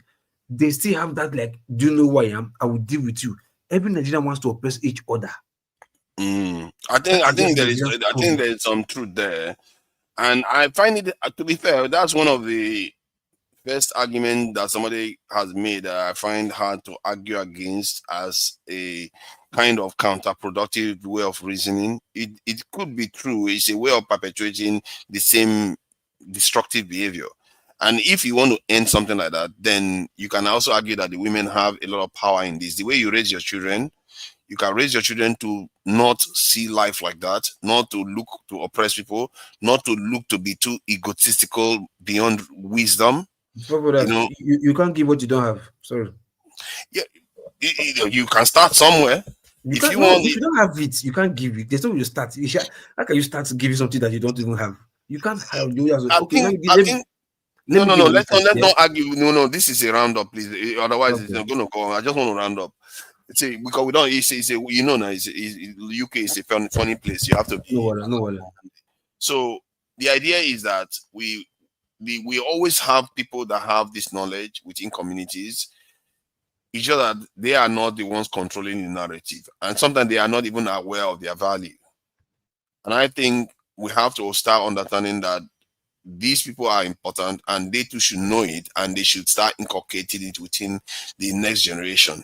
Because if the next generation start understanding that, don't be too egotistical beyond reason. Understand that if your nation does better, your tribe will also do better. Even if the next door neighbor may do better than you, but by and large, the tribes do better instinctively. They need to start understand that instinctively, that your nation is your shield. That's your after your tribe shield, your nation is the next one, and your race is the continent, and maybe your race is the other one. So that's how every people exist in this world. It's not because you hate other people. It's just because, just like every parent, you protect your own children. It's not a bad thing. It's the right way to reason. And we have turned tribalism to a toxic thing. Tribalism is supposed to be just like the way a parent cares for their child. You're supposed to care for your people that you have similar cultural affinity towards. It shouldn't necessarily mean you hate other people or you want to dominate other people, because that is counterproductive to your interests in this context. So I guess that's too much big language, but it doesn't help us. If the nation does better, everybody does better. I don't see Scottish people complaining. I don't see Irish people complaining that they are suffering, because the United Kingdom is doing fine. That's how it's supposed to be. And many states in America, they are not equal. California is richer than other states, but by and large, America is doing fine. That's how it's supposed to be. So thank you all for joining me. I really appreciate it. This was Father, just 1 second. Another angle to this whole issue. There was a donation made by Tinubu to Kamala Harris campaign. So Trump has not forgiven this guy. So all this is you are looking, it's not just about the threat alone. It also has a big implication for 2027. So I'm looking at if care is not taken. I know the guy is a good negotiator. Most of them are transactional in nature. They want to threaten him. They don't want him to come back. What happened to Jonathan under Obama may be in the offing for Tinubu. So he can negotiate. He's ready to give anything to retain his power. Also, plus and minus, Nigeria is going to beat the loser. That guy comes back smiling, then he know they have given him the Aso Rock again for 2027. So thank you for joining. He has sold Nigeria. He has sold Nigeria out. Oh no, he had sold us a long time ago. He's been doing that. And he's ready to give anything to protect his interests. He's one man that I believe he's a Machiavellian to the extreme that he will do anything. He doesn't allow his feelings to override his interests. He's not that kind of person. He doesn't allow tribal or national affinities to. I don't think he is that kind of person. I've not seen it in him anyway. Maybe he does, but I don't think he will say, "Oh, my nation, I have to try." No. He will just say, "You know, what do you want? Take. As long as you give me this, the people can suffer. You know, they will be fine. They will suffer a bit, but they'll be fine." That's how you will see it. Somebody that went to Dubai and put his first son as the first protocol before ministers in summit. He went for UAE. What do you think he cannot do? Thank you all for joining us. Yeah, they are heartless. So let us not kill ourselves over them. They are the same. Thank you, man. Have a good night, everybody. Local people, bro. I appreciate you. Have a good night. Thank you. And I have to apologize to some of the people that felt aggrieved by my actions. No, just say me. Just apologize. Just say me. You insulted me. You were busy kicking me out like a toy. Yeah? Okay, but I know you guys don't like my voice. My voice, no matter the substance in it, you guys don't want to listen because the voice is bad. My voice is not very good too. My voice is always like tough. No, you two don't like my voice at all because if I know on your side, you see me as a threat. No, I'm not your threat. I say the truth, no matter how bitter it is. I don't have problem with people having views, to be fair. The way you started, you made it look as if anybody that does not toe your line is an enemy. That was a very bad one. No, the one so what if you give you Aso Rock? Is that how you're going to manage everybody? You're going to kill everybody. Says I want Aso Rock. If you give me Aso Rock, you're going to kill me within 4 years. I assure you. Because you're going to finish all of us. You're going to silence all of us. You guys are going to kill me within 4 years. No, you will be worse than Adolf Hitler. You will be worse than Hitler. But by the time I'm done, you will have a country that is defended. You're going to have good health care. Nuclear weapon. Here we go again. Have a good night, too. You hate me. But nonetheless, you get everything you want. I would trade that one. Nuclear weapon. Won't you trade hatred of the people? Where people cannot feed. It's like telling a baby to run a 100-meter race when he cannot even crawl. I beg you, carry your guy, your DC, go there. You say Hitler is evil. After Hitler did what he did, what happened? America helped them develop their country. When the first time when the Germans were behaving, they punished them with the Warsaw Pact, and Germany was resentful. They were very poor, and they fought their way out. Hitler did what he did, and after what they did, they developed this thing. Look at Japan. Japan fought America to a standstill. They had to use nuclear weapons, and look at what they did. They developed them. So why is it that they don't develop us? Why? We have not done anything to them. Our people, we should be asking questions. So I will leave that question with Nigerians. We didn't do anything to them. Why have they not helped us in any way?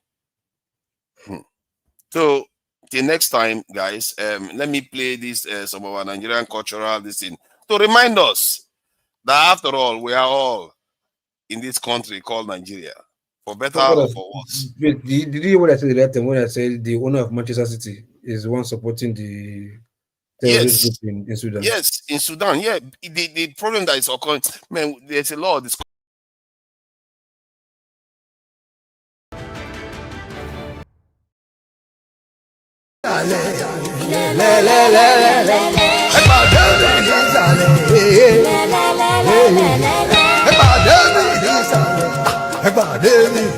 Bongo.